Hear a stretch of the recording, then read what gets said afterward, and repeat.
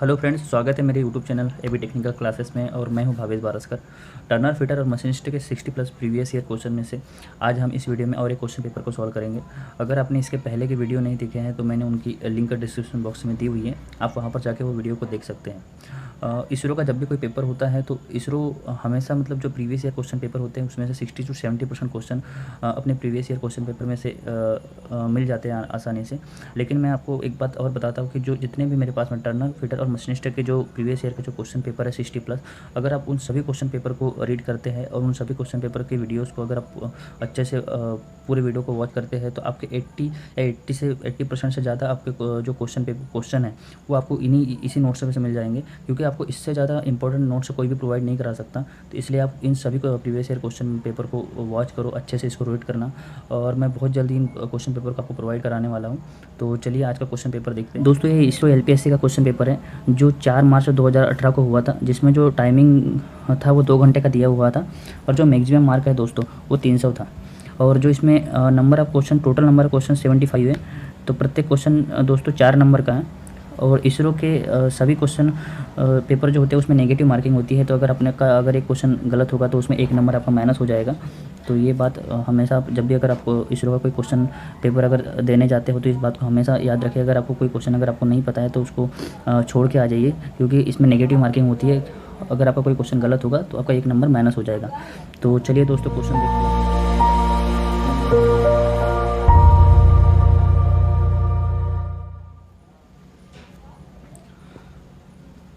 Question number 1, V block में सम्मिलित कोण कौन सा है? What is the included angle in V block? दोस्तों जो वी ब्लॉक होता है दोस्तों, ये वी ब्लॉक है। वी ब्लॉक का प्रयोग दोस्तों किसी भी गोल जाप को इसके ऊपर रखकर उसकी मार्किंग करने के लिए या मशीनिंग करने के लिए वी ब्लॉक का प्रयोग किया जाता है। और छोटे जाबों को इसके ऊपर रख के या इसका सपोर्ट लेके इसकी मार्किंग करने के लिए छोटे जाबों का प्रयोग किया जाता है। दोस्तों जो वी ब्लॉक होता है BSI के अनुसार वी ब्लॉक 2 ग्रेड में होता है। एक ए ग्रेड होता है, एक होता है बी ग्रेड। जो ए ग्रेड का वी ब्लॉक होता है दोस्तों वो स्टील का बना होता है, और जो बी ग्रेड के स्टील वी ब्लॉक होते हैं वो कास्ट आयरन के बने होते हैं। दोस्तों हमको पूछा है कि जो इंक्लूडेड एंगल होता है, तो जो वी ब्लॉक का दोस्तों जो इंक्लूडेड एंगल होता है वो ये होता है। ये इंक्लूडेड एंगल कहलाता है वी ब्लॉक का, जो होता है 90 डिग्री। ये 90 डिग्री होता है दोस्तों। और जो साइड एंगल होता है ये होता है साइड एंगल। जो साइड एंगल होता है दोस्तों, कभी कभार किसी क्वेश्चन पेपर में पूछा जाता है कि वी ब्लॉक का जो साइड एंगल होता है कितना होता है, तो जो साइड एंगल होता है वो होता है 45 डिग्री। तो दोस्तों हमको इसमें वी ब्लॉक का इंक्लूडेड एंगल पूछा है, तो जैसे आपको मैंने बताया तो इसका जो ऑप्शन है वो बी सही है, 90 डिग्री। नेक्स्ट क्वेश्चन देखते हैं दोस्तों। क्वेश्चन नंबर 2 है, वृहत वृत्तों को विन्यास करने हेतु प्रयुक्त उपकरण कौन सा है? The tool which is used for laying out large circle. दोस्तों जो व्रत की या कहीं पर मार्किंग करनी रहती है, जो सर्कल की जो मार्किंग होती है उसको व्रत की जो मार्किंग करने के लिए हम डिवाइडर का यूज़ करते हैं, हम जानते हैं। लेकिन इसमें पूछा है कि जो बड़े व्रत होते हैं, बड़े व्रत होते हैं उसकी मार्किंग करने के लिए कौन से टूल का यूज़ करते हैं? तो दोस्तों जो बड़े व्रत होते हैं उनकी मार्किंग करने के लिए ट्रेमल का यूज़ करते हैं। जो ट्रेमल होता है दोस्तों, ये देखिए इसको ट्रेमल करते हैं। इसका प्रयोग बड़े व्रत को बड़े सर्कल जो होता है उसकी मार्किंग करने के लिए इसका ट्रेमल का प्रयोग करते हैं। जो ट्रेमल का प्रयोग 150 mm से 1800 mm तक के जो सर्कल होते हैं उनके लेआउट के लिए ट्रेमल का प्रयोग करते हैं। और जो 150 mm से नीचे के जो सर्कल होते हैं उनके लेआउट के लिए हम जो डिवाइडर होता है, जो डेली यूज़ के जो डिवाइडर जो हमने देखे हैं उनका प्रयोग 150 mm के नीचे की जो सर्कल होते हैं उनको लेआउट करने के लिए किया जाता है। और जो 150 mm से ऊपर 150 mm से 1800 mm तक के बीच के जो सर्कल होते हैं उनको लेआउट करने के लिए ट्रेमल का प्रयोग करते हैं। अगर इंचेस में देखा जाए तो इंचेस में दोस्तों 6 इंचेस से 72 इंचेस तक के जो सर्कल होते हैं उनके लेआउट करने के लिए ट्रेमल का यूज़ करते हैं। और mm में जैसे मैंने आपको बताया 150 से 1800 mm। ठीक है दोस्तों।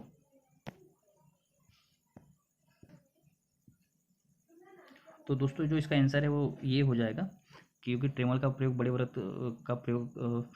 व्रत के लेआउट के लिए ट्रेमल का प्रयोग करते हैं। नेक्स्ट क्वेश्चन देखते हैं दोस्तों। क्वेश्चन नंबर 3 है, एक 500 ग्राम हथौड़े के लिए हथौड़ा हैंडल की लंबाई लगभग होना चाहिए। The length of the hammer handle for 500 gram hammer should be about. दोस्तों जो हैमर होता है तो इसमें पूछा है कि जो एक 500 ग्राम का हैमर है उसकी जो हैंडल की लंबाई है, ये हैमर है, इसकी जो हैंडल की लंबाई है कितने mm होना चाहिए? तो दोस्तों जो इसके हैंडल की लंबाई है वो 325 mm होती है, क्योंकि 500 ग्राम के जो हैमर होता है उसकी लंबाई 325 mm होती है। तो इसका आंसर सी हो जाएगा।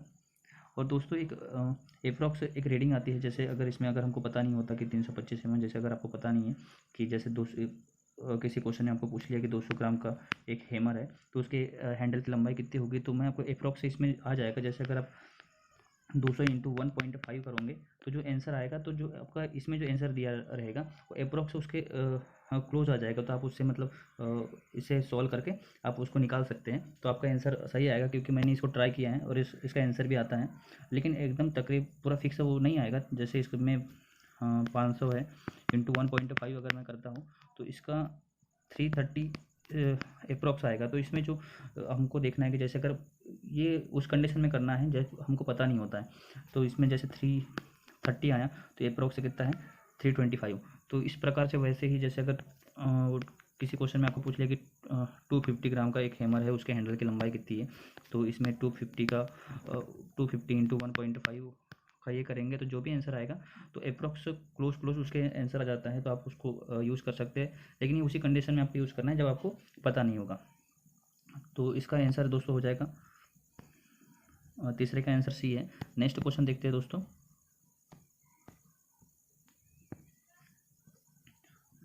सामान्य कार्य हेतु एक बेंच वाइज की ऊंचाई पर निर्धारित करते हैं। For general purpose a bench wise is fixed at height of. दोस्तों इसमें पूछा है कि जो बेंच वाइज होता है, ये बेंच वाइज होता है उसकी हाइट जो बॉटम सरफेस होती है उससे कितनी होनी चाहिए। तो दोस्तों जो बेंच वाइज हम की जो हाइट होती है वो 106 सेंटीमीटर होती है।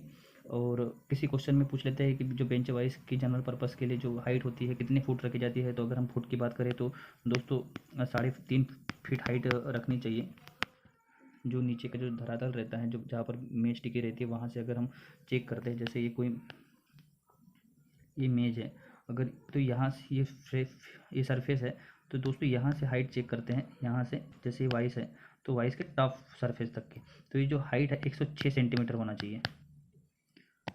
और अगर फीट की बात करें तो फीट की होती है 3.5 फीट। और अगर इंचेस की बात करें दोस्तों तो इंचेस में होता है 42 इंच। तो इसका आंसर दोस्तों 106 सेंटीमीटर हो जाएगा। नेक्स्ट क्वेश्चन देखते हैं दोस्तों। निम्नलिखित में से प्रत्यक्ष मापन उपकरण कौन सा है? Which of the following is a direct measuring tool. तो दोस्तों जो मेजरिंग टूल होते हैं, तो एक होते हैं डायरेक्ट मेजरिंग टूल और एक होते हैं नॉन डायरेक्ट मेजरिंग टूल। ठीक है, जो डायरेक्ट मेजरिंग टूल होते हैं जैसे वर्नियर कैलिपर हो गया, वर्नियर माइक्रोमीटर हो गया, तो जब हम किसी जॉब के वर्नियर कैलिपर से जो रीडिंग लेते हैं तो हमको डायरेक्ट रीडिंग उस जॉब की मिल जाती है। लेकिन जब हम नॉन डायरेक्ट मेजरिंग टूल से अगर किसी जॉब को हम चेक करते हैं तो उसकी डायरेक्ट रीडिंग नहीं लेते हैं। जैसे आउटसाइड कैलिपर हो गया, इनसाइड कैलिपर हो गया, या टेलीस्कोपिक गेज हो गया। जब हम इसके द्वारा जब हम किसी जॉब को चेक करते हैं तो जैसे हम जो कैलिपर हो गया, कैलिपर के द्वारा अगर हम किसी जॉब के आउटसाइड अगर ओडी को चेक करते हैं तो हमको डायरेक्ट रीडिंग नहीं मिलती। जब इसको जो अपनी स्केल रहती है, स्केल के ऊपर इसके साइज को चेक करना पड़ता है कि इसका जो साइज है कितना है, तो ये नॉन डायरेक्ट मेजरिंग टूल कहलाते हैं। तो हमको इसमें पूछा गया है कि जो डायरेक्ट मेजरिंग टूल है वो कौन सा है। ऑप्शन देखते हैं दोस्तों। ऑप्शन ए में है ट्राई स्क्वायर। तो दोस्तों जो ट्राई स्क्वायर होता है वो 90 डिग्री वाले जो जॉब होते हैं, जो समकोण को चेक करता है, तो ये एक प्रकार का नॉन डायरेक्ट टूल है। ऑप्शन बी है दोस्तों जो स्टील रूल है। तो स्टील रूल दोस्तों एक डायरेक्ट मेजरिंग टूल है, क्योंकि इसके द्वारा डायरेक्ट हमको रीडिंग मिल जाती है। तो हमको वही पूछा है कि जो ऑप्शन में से डायरेक्ट मेजरिंग टूल कौन सा है, तो जो ऑप्शन है हमारा बी वो हमको मिल जाता है। तो स्टील रूल एक डायरेक्ट मेजरिंग टूल है। नेक्स्ट क्वेश्चन देखते हैं दोस्तों।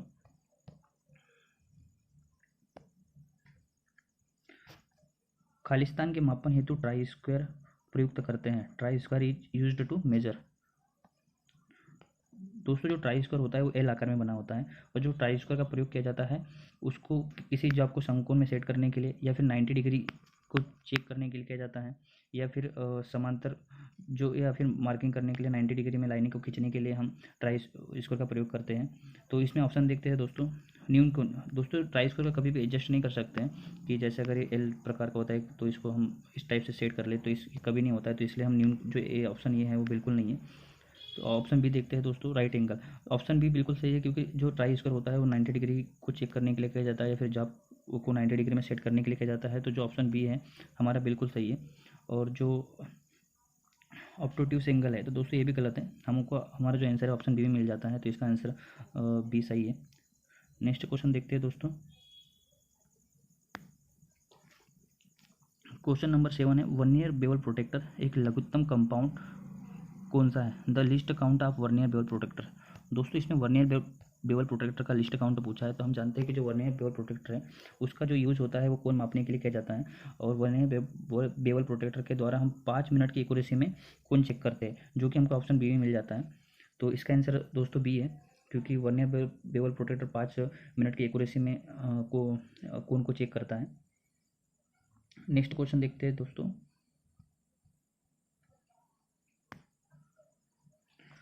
एक 50 से 75 mm आउटसाइड माइक्रोमीटर के शून्य पाठ्यांक कौन सा है?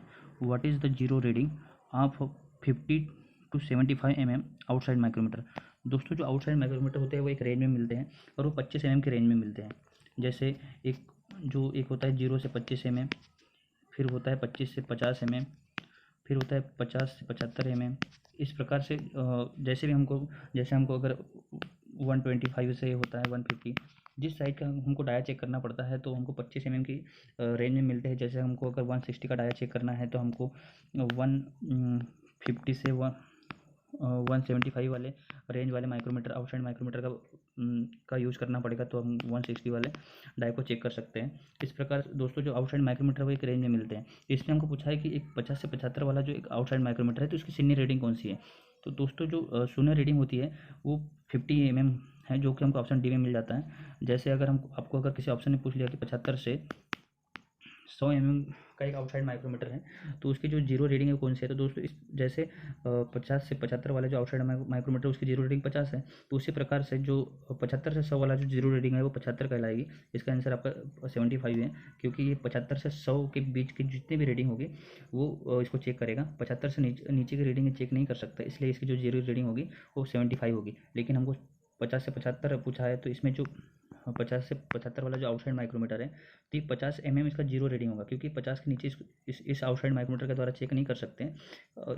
इसलिए इसकी जो जीरो रीडिंग कहलाती है वो 50 mm से जो 75 mm है वहाँ तक की रीडिंग को चेक कर सकता है, इसलिए इसकी जो जीरो रीडिंग कहलाती है वो 50 mm है।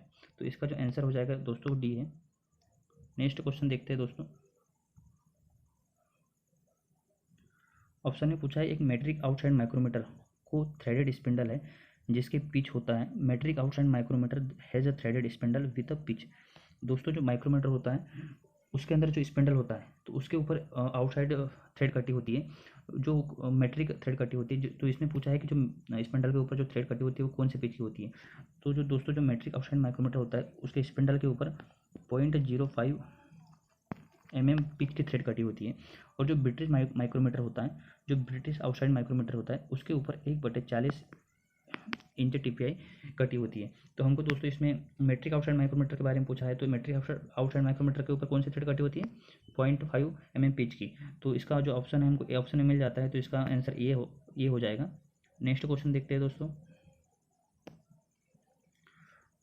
बहुत ही इंपॉर्टेंट क्वेश्चन है दोस्तों, क्योंकि बहुत सारे एग्जाम्स में नेगेटिव जो माइक्रोमीटर के जो एरर होते हैं उसके एरर के अकॉर्डिंग मतलब इसमें क्वेश्चन पूछे जाते हैं। इसमें नेगेटिव एरर के इसमें पूछा है, तो ये वाला जो आपको जो माइक्रोमीटर के जो एरर होते हैं उसके बारे में आपको ज़रूर पता होना चाहिए।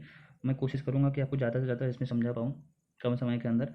तो क्वेश्चन देखते हैं दोस्तों, एक माइक्रोमीटर के 0.03 mm की नेगेटिव त्रुटि है जब माइक्रोमीटर 40.48 mm माप करते समय सही पाठ्यांक क्या होता है?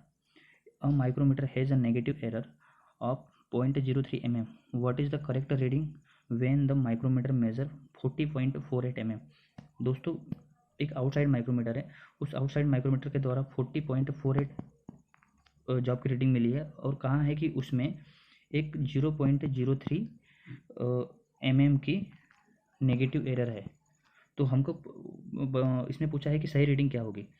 जो जीरो एरर होता है दोस्तों वो दो प्रकार का होता है, एक होता है पॉजिटिव और एक होता है नेगेटिव। ठीक है, जो पॉजिटिव एरर होता है दोस्तों जब माइक्रोमीटर के जो स्लीव की जो डाटम लाइन होती है उसके सीध, अगर डेटम लाइन के सीध में अगर जो थिम्बल का जो जीरो होता है अगर उसके नीचे रह जाता है तो उसको पॉजिटिव एरर कहते हैं। ठीक है, जैसे इसमें आपको दिख रहा होगा ये स्लीव की डेटम लाइन है और ये है थिम्बल का जीरो। इसमें डेटम लाइन के नीचे थिम्बल का जीरो है। तो उस कंडीशन जब अगर माइक्रोमीटर है उसके एनविल और जो स्पिंडल को रेजर के द्वारा पूरा, जब तक कि उसके टटर की आवाज़ नहीं आती है तब तक हम उसके दोनों फेस मिलाने के बाद में अगर वो जो स्लीव की जो डेटम लाइन है और थिम्बल का जो जीरो है अगर वो सीध में नहीं आता है और उस डेटम लाइन के नीचे रह जाता है तो उस प्रकार माइक्रोमीटर में जो एरर होती है वो पॉजिटिव एरर कहलाती है।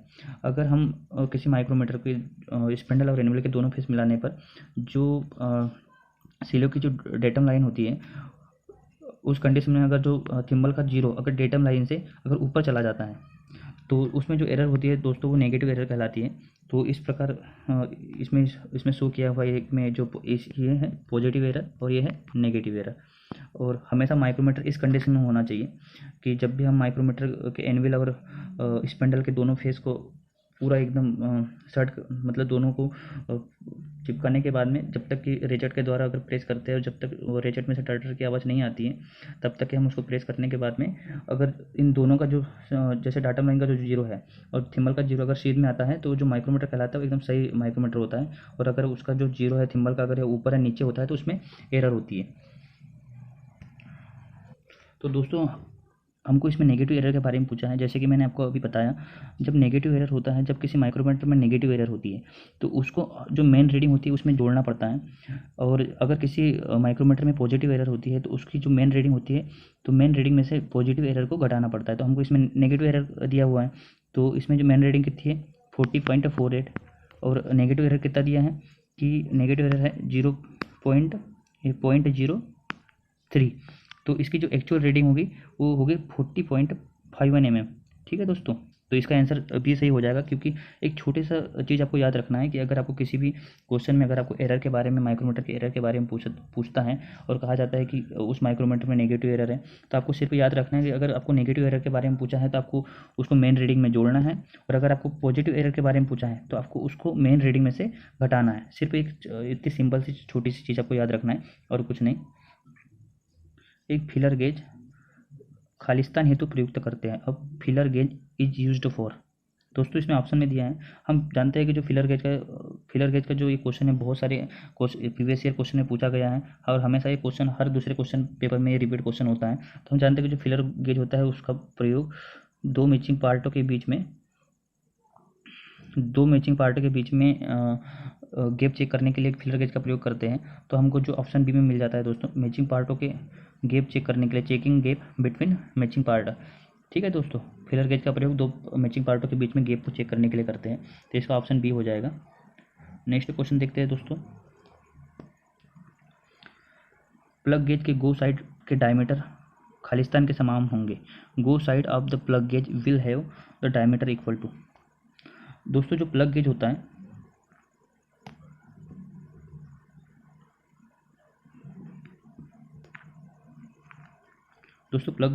प्लग गेज का प्रयोग इंटरनल डायमीटर को चेक करने के लिए करते हैं। जैसे इंटरनल व्यास हो गया या इंटरनल थ्रेड हो गई या फिर इंटरनल टेपर को चेक करने के लिए प्लग गेज का प्रयोग करते हैं। और प्लग गेज दोस्तों इस प्रकार से होता है, प्लग गेज में दो साइड होते हैं, एक होता है गो और एक होता है नो गो।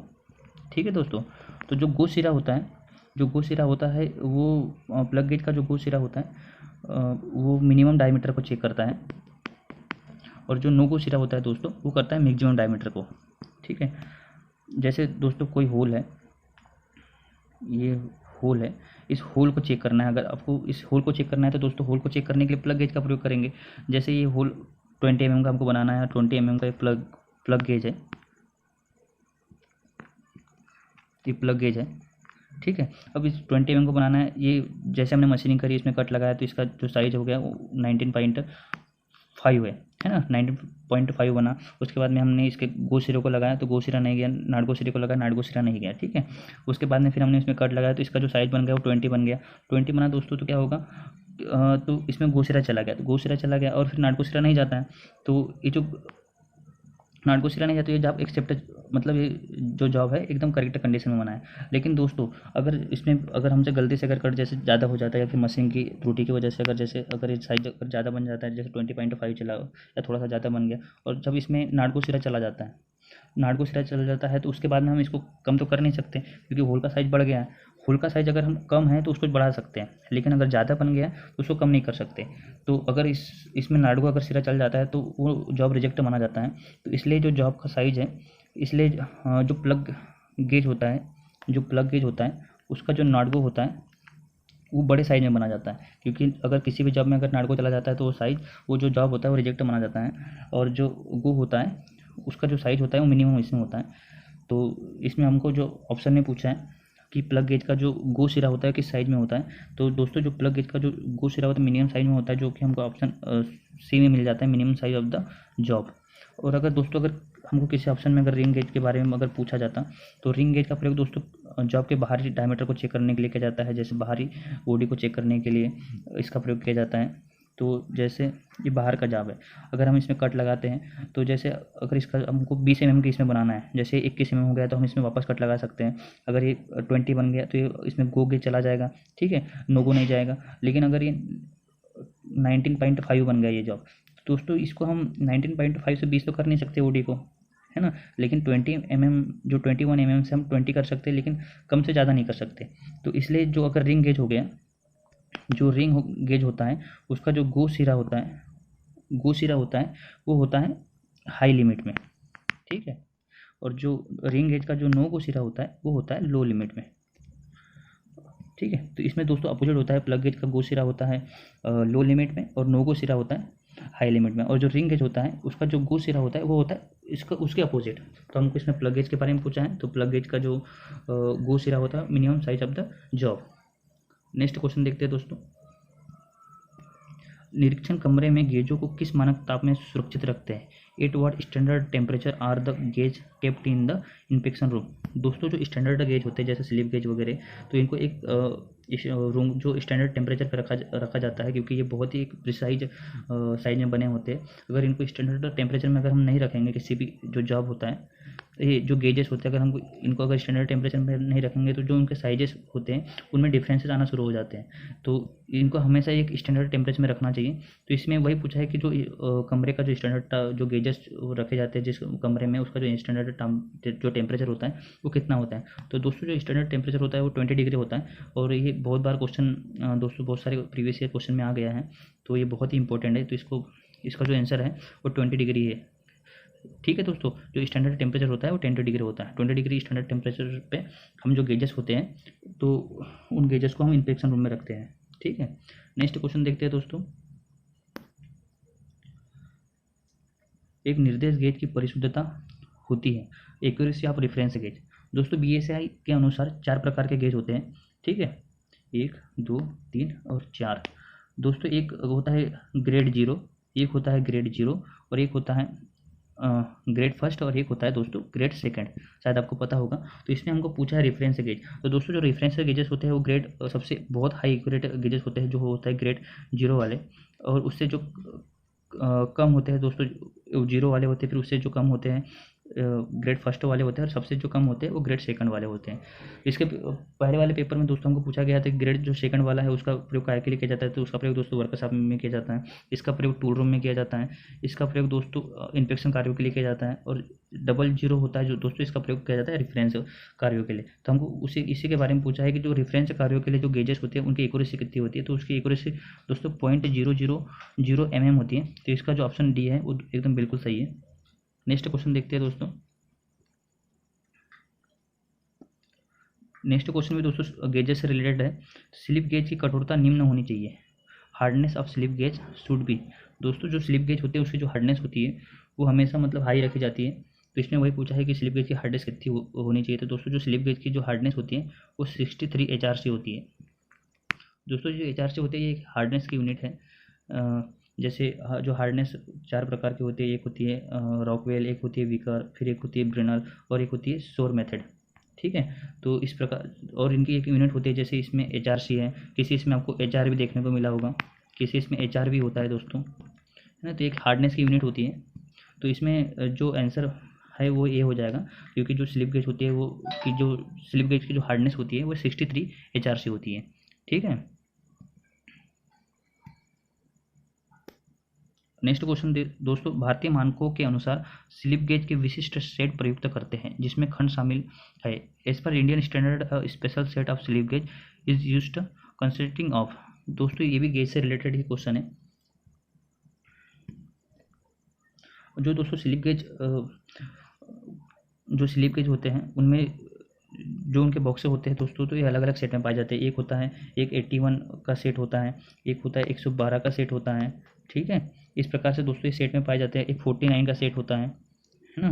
तो इसमें पूछा है कि इंडियन स्टैंडर्ड के अनुसार जो स्लिप गेज होता है वो कौन से सेट वाले होते हैं। तो दोस्तों जो इंडियन स्टैंडर्ड के अनुसार 112 20 वाला जो स्लिप गेज होते हैं वो इंडियन स्टैंडर्ड के अनुसार होते हैं। तो इसका ऑप्शन बी बिल्कुल सही है दोस्तों।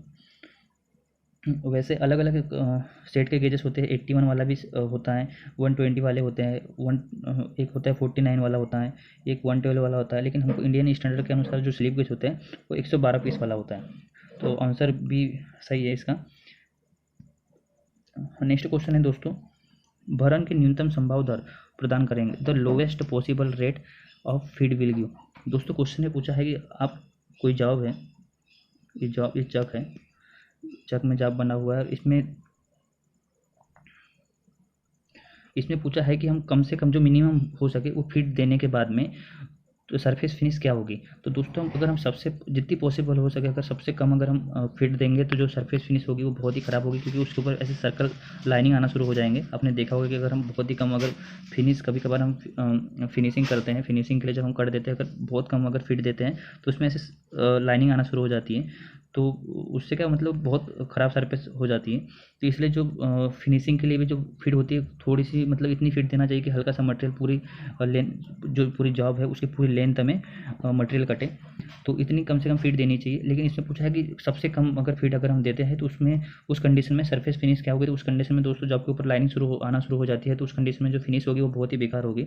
तो इसमें ऑप्शन देखते हैं गुड सरफेस फिनिश। दोस्तों गुड सरफेस फिनिश बिल्कुल नहीं आएगी, क्योंकि सबसे कम जो अगर फिट देते हैं तो उसके ऊपर लाइनिंग आ जाती है। तो इसका जो ऑप्शन ये है वो बिल्कुल गलत है। Medium surface finish. दोस्तों मीडियम सरफेस फिनिश भी नहीं आएगी, क्योंकि लाइनिंग आती है ऐसे लगता है कि उसके ऊपर टूल मार्क आने लग जाते हैं। तो इसका जो ऑप्शन है दोस्तों वो पुअर सरफेस फिनिश है।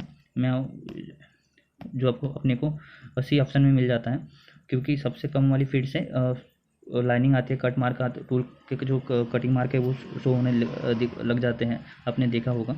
तो poor surface finish option C में हमको मिल जाता है। तो इसका ऑप्शन सी सही है।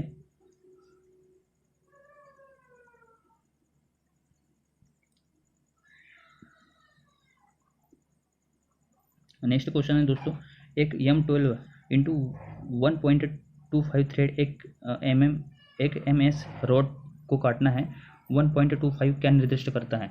और thread M12 into 1.25 is to be cut 1 MS rod, what does 1.25 donate.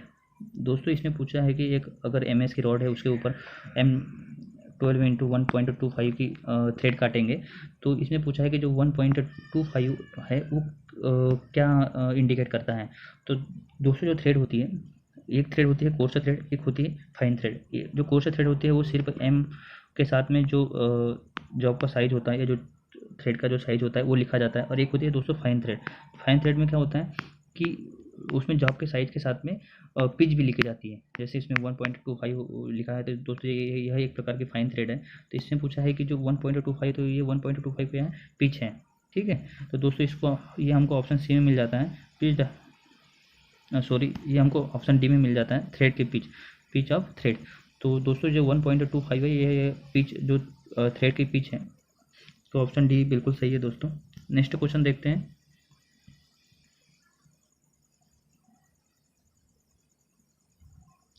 Next question है दोस्तों, M10 इंटू 1.5 थ्रेड को हैंड टेप से काट करने के लिए टेप ड्रिल छिद्र के आकार क्या होंगे। थंब रूल का उपयोग करें। What will be the size of tap drill hole to cut M10 into 1.5 thread with a hand tap, use thumb rule. दोस्तों एक जॉब है, उसमें M10 की अपने को टेपिंग करना है। तो इसमें पूछा है कि थंब रूल का यूज़ करके जो ड्रिल साइज है वो क्या होगा। तो दोस्तों एक होता है ड्रिल साइज निकालने का जो स्टैंडर्ड फार्मूला होता है, वो होता है एक तो tape size minus 0.61 into pitch into 2। ये एक स्टैंडर्ड फार्मूला है जिससे हम पिच निकालते हैं, जिससे हम ड्रिल होल का साइज निकाल लेते हैं, है ना। इसमें हम पिच जो भी पिच है उसमें का इसमें मतलब मान रख के उसके बाद में हम जो भी साइज निकलेगा वो हमारा ड्रिल साइज हो जाएगा, ठीक है। लेकिन इसमें दोस्तों पूछा है कि यूज़ थंब रूल का यूज़ करके हमको जो ड्रिल साइज है उसका साइज निकालना है।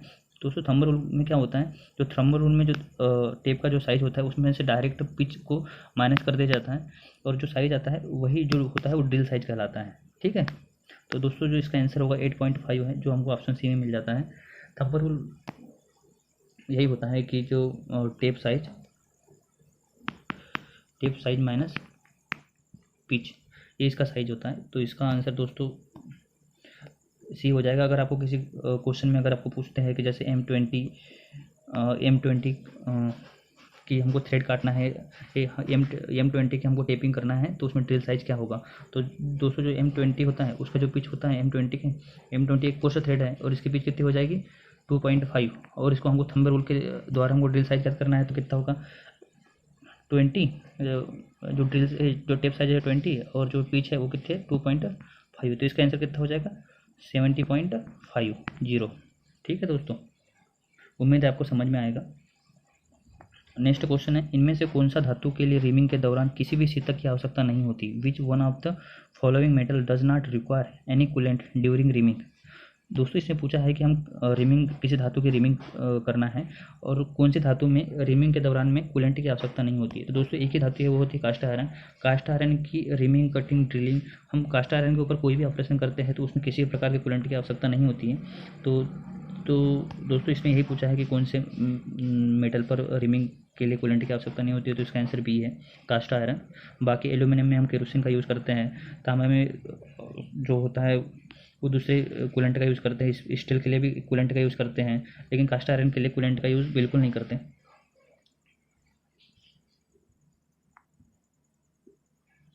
नेक्स्ट क्वेश्चन है दोस्तों, टेपिंग कॉपर एवं एल्यूमिनियम के लिए सतुलित शीतक कौन सा है। What coolant is recommended for tapping copper और एल्यूमिनियम। दोस्तों इसमें पूछा है कि कॉपर और एल्यूमिनियम की टेपिंग के लिए कौन से कूलेंट के यूज़ करते हैं। तो जैसे पिछले वाले क्वेश्चन में हमको पूछा था कि कौन से धातु में कूलेंट का यूज़ नहीं करते, उसमें कास्ट आयरन है। इसमें पूछा है कि कॉपर और एल्यूमिनियम के लिए कौन से कूलेंट का यूज़ नहीं करते। तो दोस्तों कॉपर और एल्यूमिनियम के लिए हम कौन सा कूलेंट का यूज़ करते हैं। तो दोस्तों कॉपर और एल्यूमिनियम के लिए हम केरोसिन का यूज़ करते हैं, तो इसका ऑप्शन ये सही है।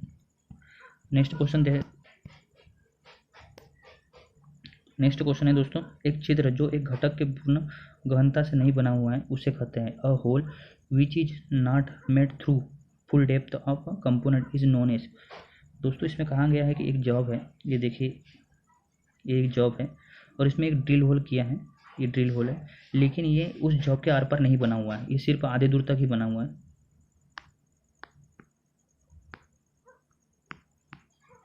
ये जॉब है, ये ड्रिल होल जो कि आधे दूर तक के बना हुआ है, तो इसे क्या कहते हैं। ये जो ड्रिल होल है, अगर कोई ड्रिल होल है जो जॉब के आर पार नहीं बना रहता है, सिर्फ आधे दूर तक ही बना हुआ होता है, तो उस ड्रिल होल को क्या कहते हैं। तो दोस्तों उस ड्रिल होल को ब्लाइंड होल कहते हैं, ठीक है। तो ब्लाइंड होल जो कि हमको ऑप्शन बी में मिल जाता है, तो इसका आंसर दोस्तों ब्लाइंड होल सही है। नेक्स्ट क्वेश्चन देखते हैं दोस्तों, एक फाइल के कर्तन कार्रवाई निम्न पर आधारित है। The cutting action of a file depend of. दोस्तों इसमें जो फाइल, इसमें पूछा है कि जो फाइल होती है, फाइल एक कटिंग टूल है, तो जो फाइल का जो कटिंग एक्शन होता है वो किसके ऊपर डिपेंड करता है। तो दोस्तों जो फाइल का जो कटिंग एक्शन होता है वो the kind of cut and spacing of tip. तो बिल्कुल सही दोस्तों, ये दांतों की कट और जो उसकी बीच की दूरी होती है, स्पेसिंग होती है, उसके ऊपर डिपेंड करता है। Arrangement of teeth on the file, ये भी सही है दोस्तों। अगर जो अरेंजमेंट है, अगर वो जैसे दूर दूर है, अगर जैसे कोई फाइल है, अगर इस टाइप से अगर दांतें दूर दूर है या पास पास है ना, जैसे अगर दांतों की फाइन पिच होगी तो मटेरियल कम कटेगा, अगर कोर्स पिच होगी तो ज़्यादा मटेरियल कटेगा। तो ये भी बिल्कुल सही है, इसके ऊपर भी कटिंग एक्शन डिपेंड करेगा। नेक्स्ट क्वेश्चन है दोस्तों, size and shape of the file. तो बिल्कुल सही है दोस्तों, अगर जैसे साइज का जो आकार है अगर वो बड़ा होगा तो ज़्यादा मटेरियल काटेगी, अगर फाइल का आकार छोटा होगा, ठीक है, अगर फाइल का आकार छोटा होगा तो मटेरियल कम काटेगी। और शेप के ऊपर भी डिपेंड करता है, अगर जैसे हैंड फाइल या फ्लैट फाइल है जो कि जो कि आयताकार शेप में होती है, और जो चौड़ी मतलब बड़ी फाइलें होती है, तो अगर साइज और शेप, अगर जैसे शेप के ऊपर भी इसका जो कटिंग एक्शन होता है वो डिपेंड करता है ना। तो जो ऑप्शन डी है उपरोक्त सभी अलग, इन सभी के ऊपर दोस्तों फाइल का कटिंग एक्शन डिपेंड करता है। तो इसका आंसर जो हो जाएगा वो डी है। नेक्स्ट क्वेश्चन देखते हैं दोस्तों।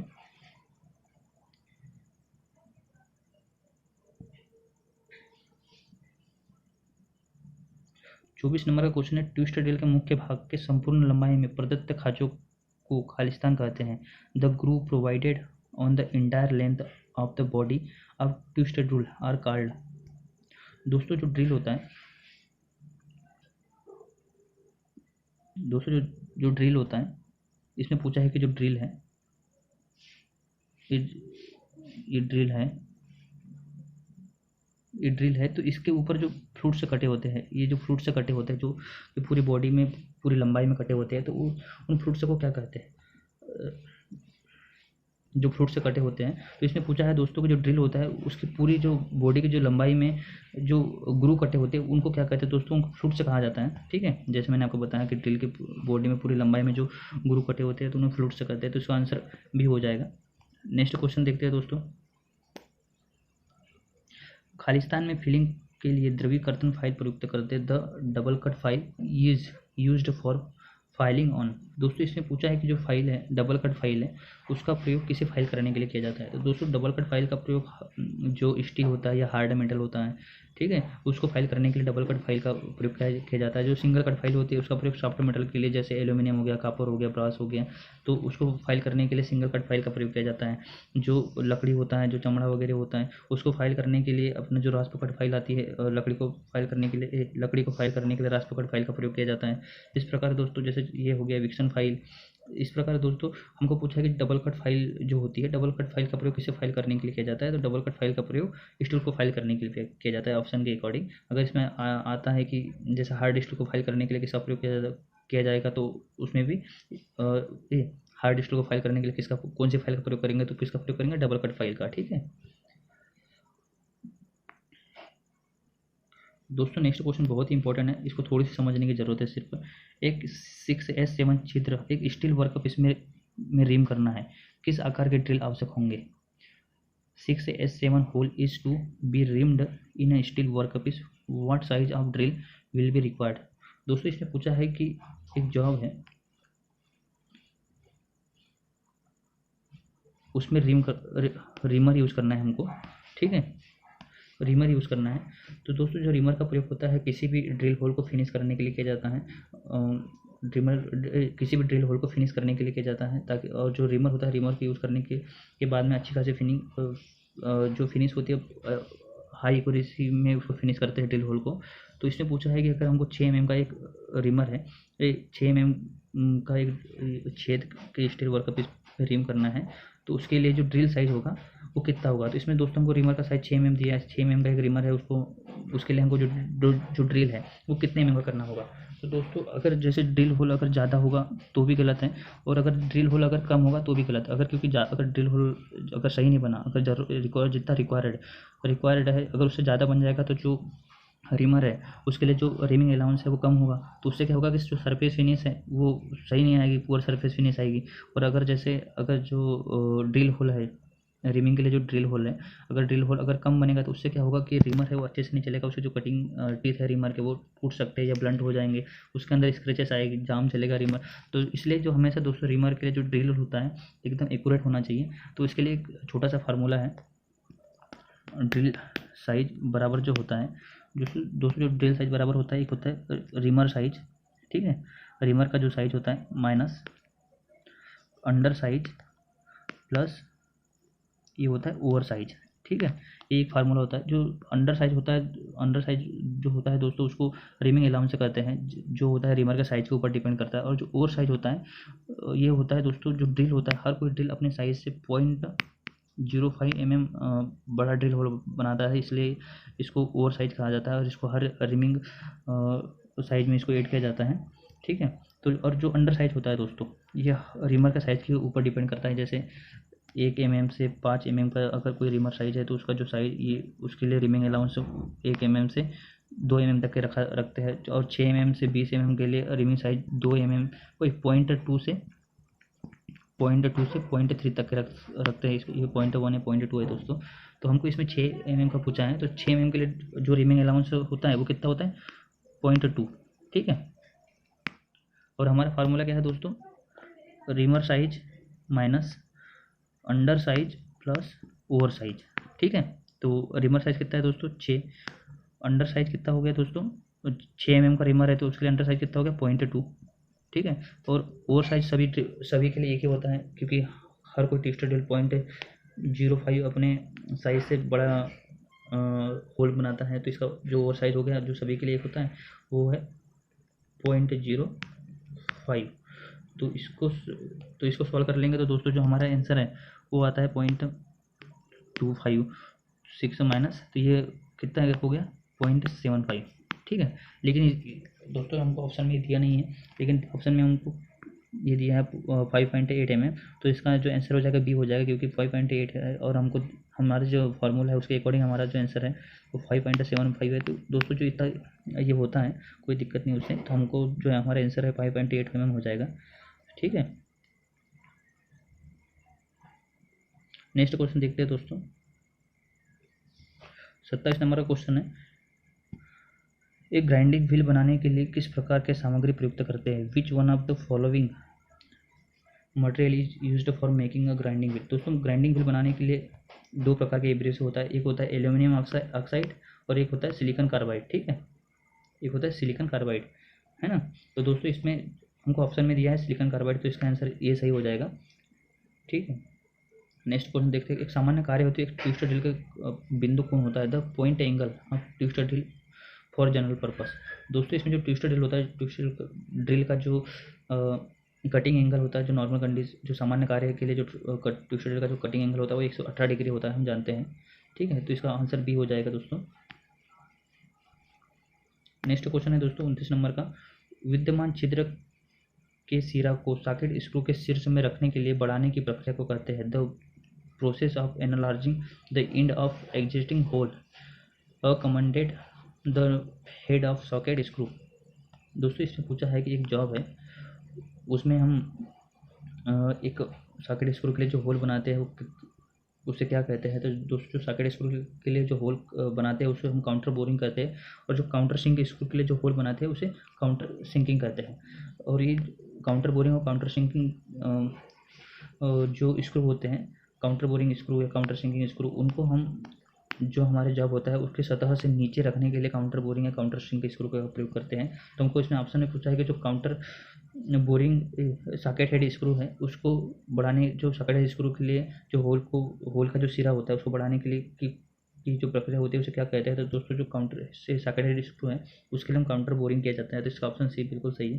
नेक्स्ट क्वेश्चन देखते हैं दोस्तों, एक ड्रिल एक संपूर्ण परिक्रमण में जॉब में विकसित करने की प्रक्रिया को कहते हैं, द डिस्टेंस और drill advance into the job in one complete revolution is known as.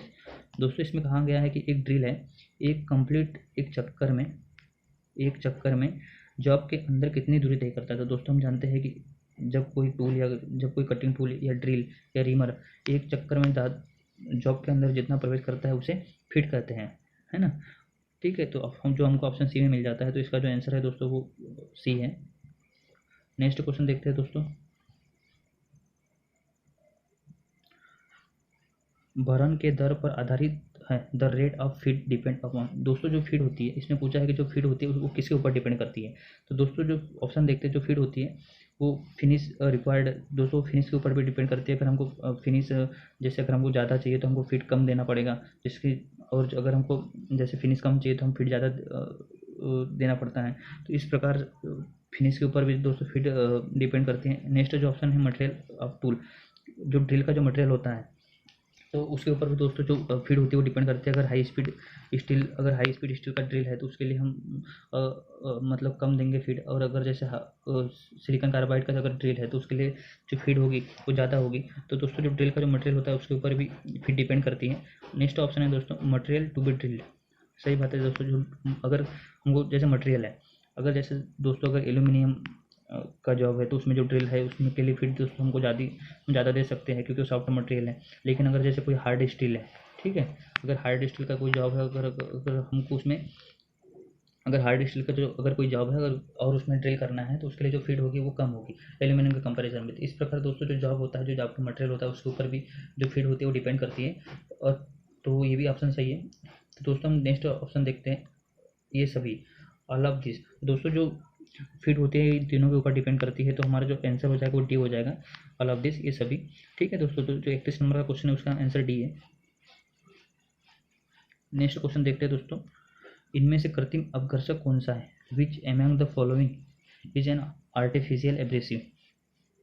दोस्तों इसमें पूछा है कि जो आर्टिफिशियल एब्रेसिव होता है वो कौन सा है।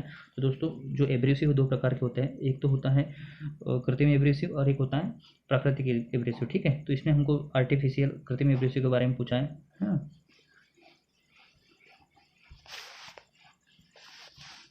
ठीक है दोस्तों, इसमें हमको आर्टिफिशियल एब्रेसिव के बारे में पूछा है। तो आर्टिफिशियल एब्रेसिव दोस्तों एल्यूमिनियम ऑक्साइड है, एल्यूमिनियम ऑक्साइड, और एक होता है सिलिकॉन कार्बाइड। ठीक है, ये दो दोस्तों सिलिकॉन कार्बाइड, दो एब्रेसिव होता है आर्टिफिशियल, एक होता है एल्यूमिनियम ऑक्साइड, एक होता है सिलिकॉन कार्बाइड। और जो ये होता है दोस्तों, ये नेचुरल एब्रेसिव एमरी हो गया, हीरा हो गया, कोरोंडम। ठीक है, तो ये आर्टिफिशियल एब्रेसिव नहीं है। ये आर्टिफिशियल एब्रेसिव दोस्तों एल्यूमिनियम ऑक्साइड है, जो ये हमको ऑप्शन ए में मिल जाता है। ठीक है दोस्तों, तो नेक्स्ट ऑप्शन देखते हैं।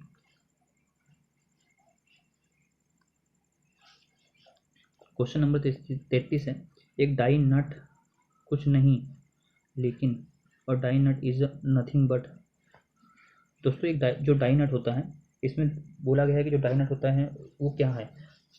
तो ऑप्शन देखते हैं, एक नट जो डाइस की उपयोग से forge, a nut forge by using die. तो ये दोस्तों बिल्कुल गलत है। ठीक है, नेक्स्ट ऑप्शन देखते हैं दोस्तों, a die in the shape of nut. इसमें बोला गया है कि यह एक नट के आकार में एक डाई है। तो जो इसका आंसर है दोस्तों सही है, क्योंकि जो डाई नट होती है वह एक नट के आकार की डाई होती है। ठीक है, तो ऑप्शन बी हमारा सही है। नेक्स्ट क्वेश्चन देखते हैं दोस्तों,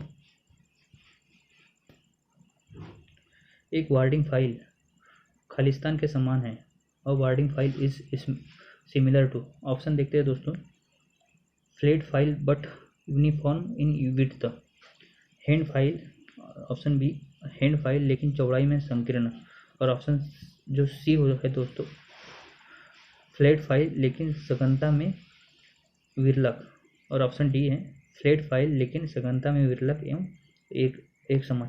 तो दोस्तों जो वार्डिंग फाइल होती है उसने पूछा है कि वार्डिंग फाइल इसमें ऑप्शन के अकॉर्डिंग किसके समान होती है। तो दोस्तों जो वार्डिंग फाइल होती है वो हैंड फाइल के समान होती है लेकिन चौड़ाई में संकीर्ण होती है। ठीक है, तो इसका जो ऑप्शन हो गया दोस्तों वो बी हो गया, क्योंकि हैंड जो वार्डिंग फाइल होती है वो हैंड फाइल के समान होती है लेकिन कुछ थोड़ा सा डिफरेंट होता है। जो वार्डिंग फाइल होती है वो चौड़ाई में थोड़ी सी नैरो शेप में बनी होती है। तो जो वार्डिंग फाइल का जो आंसर हो दोस्तों, ये आंसर बी हो जाएगा। नेक्स्ट क्वेश्चन देखते हैं दोस्तों, 35 नंबर का क्वेश्चन है, ग्राइंडिंग व्हीलों में साधारणतः प्रयुक्त बॉन्डों इनमें से कौन सा है? Which one of the following bonds is most commonly used on grinding wheel. दोस्तों जो ग्राइंडिंग व्हील होता है उसमें जो बॉन्ड होते हैं, तो इसमें पूछा है कि जो सबसे नॉर्मल कंडीशन, मतलब जो सबसे ज़्यादा जो प्रयोग होता है, जो मोस्ट कॉमनली यूज्ड जो होता है, जो सबसे ज़्यादा जो प्रयोग होता है वो कौन सा बॉन्ड होता है। तो दोस्तों जो ग्राइंडिंग व्हील में जो बॉन्ड होते हैं वो 7 प्रकार के होते हैं। एक होता है विट्रीफाइड, उसके बाद में होता है सिलिकेट बॉन्ड, फिर उसके बाद में होता है दोस्तों रबड़ बॉन्ड, फिर उसके बाद में दोस्तों एक होता है ये होता है सेलेक बॉन्ड, और एक होता है फिर बेकेलाइट बॉन्ड, और एक होता है ऑक्सीक्लोराइड बॉन्ड, और एक होता है मेटलिक बॉन्ड। तो इन सभी में से इसने पूछा है कि इन सब में से जो सबसे ज़्यादा यूज होता है तो उसे वह कौन सा बॉन्ड होता है। दोस्तों वह होता है विट्रीफाइड बॉन्ड, जिसको वी अक्षर द्वारा दर्शाया जाता है ना। तो इसका जो हमारा आंसर है दोस्तों वो है ये विट्रीफाइड बॉन्ड, क्योंकि विट्रीफाइड बॉन्ड का प्रयोग सबसे ज़्यादा किया जाता है। तो इसका आंसर ए हो जाएगा। नेक्स्ट क्वेश्चन देखते हैं दोस्तों, नेक्स्ट क्वेश्चन भी बॉन्ड से ही दिया हुआ है। रेजोनाइट बॉन्ड के लिए परंपरागत रूप से प्रयुक्त प्रतीक कौन सा है? The symbol conventionally used for resonate bond. दोस्तों अभी मैंने आपको बताया कि जो रेजोनाइट बॉन्ड होता है दोस्तों, जो बॉन्ड होता है वो 7 प्रकार के होता है। एक होता है विट्रीफाइड बॉन्ड, ठीक है, और दूसरा होता है सिलिकेट बॉन्ड जिसको हम एस के द्वारा दर्शाते हैं। तीसरा होता है दोस्तों रबड़ बॉन्ड जिसको हम आर से दर्शाते हैं, और चौथा होता है दोस्तों सैलक बॉन्ड जिसको ई अक्षर के द्वारा इंडिकेट किया जाता है, और जो पांचवा होता है दोस्तों वो होता है बेकेलाइट बॉन्ड, या होता है बेकेलाइट बॉन्ड या रेजोनाइट बॉन्ड जिसको हम बी से दर्शाते हैं। और छठा होता है दोस्तों ऑक्सीक्लोराइड बॉन्ड जिसको O1Y द्वारा दर्शाया जाता है। और सातवां होता है मेटेलिक बॉन्ड जिसको एम अक्षर से दर्शाते हैं। तो हमको दोस्तों इसमें रेजोनाइट बॉन्ड के बारे में पूछा है कि जो रेजोनाइट बॉन्ड होता है उसका जो प्रतीक होता है वो कौन सा है। तो जो रेजोनाइट बॉन्ड होता है दोस्तों वो होता है बी, क्योंकि दोस्तों जो रेजोनाइट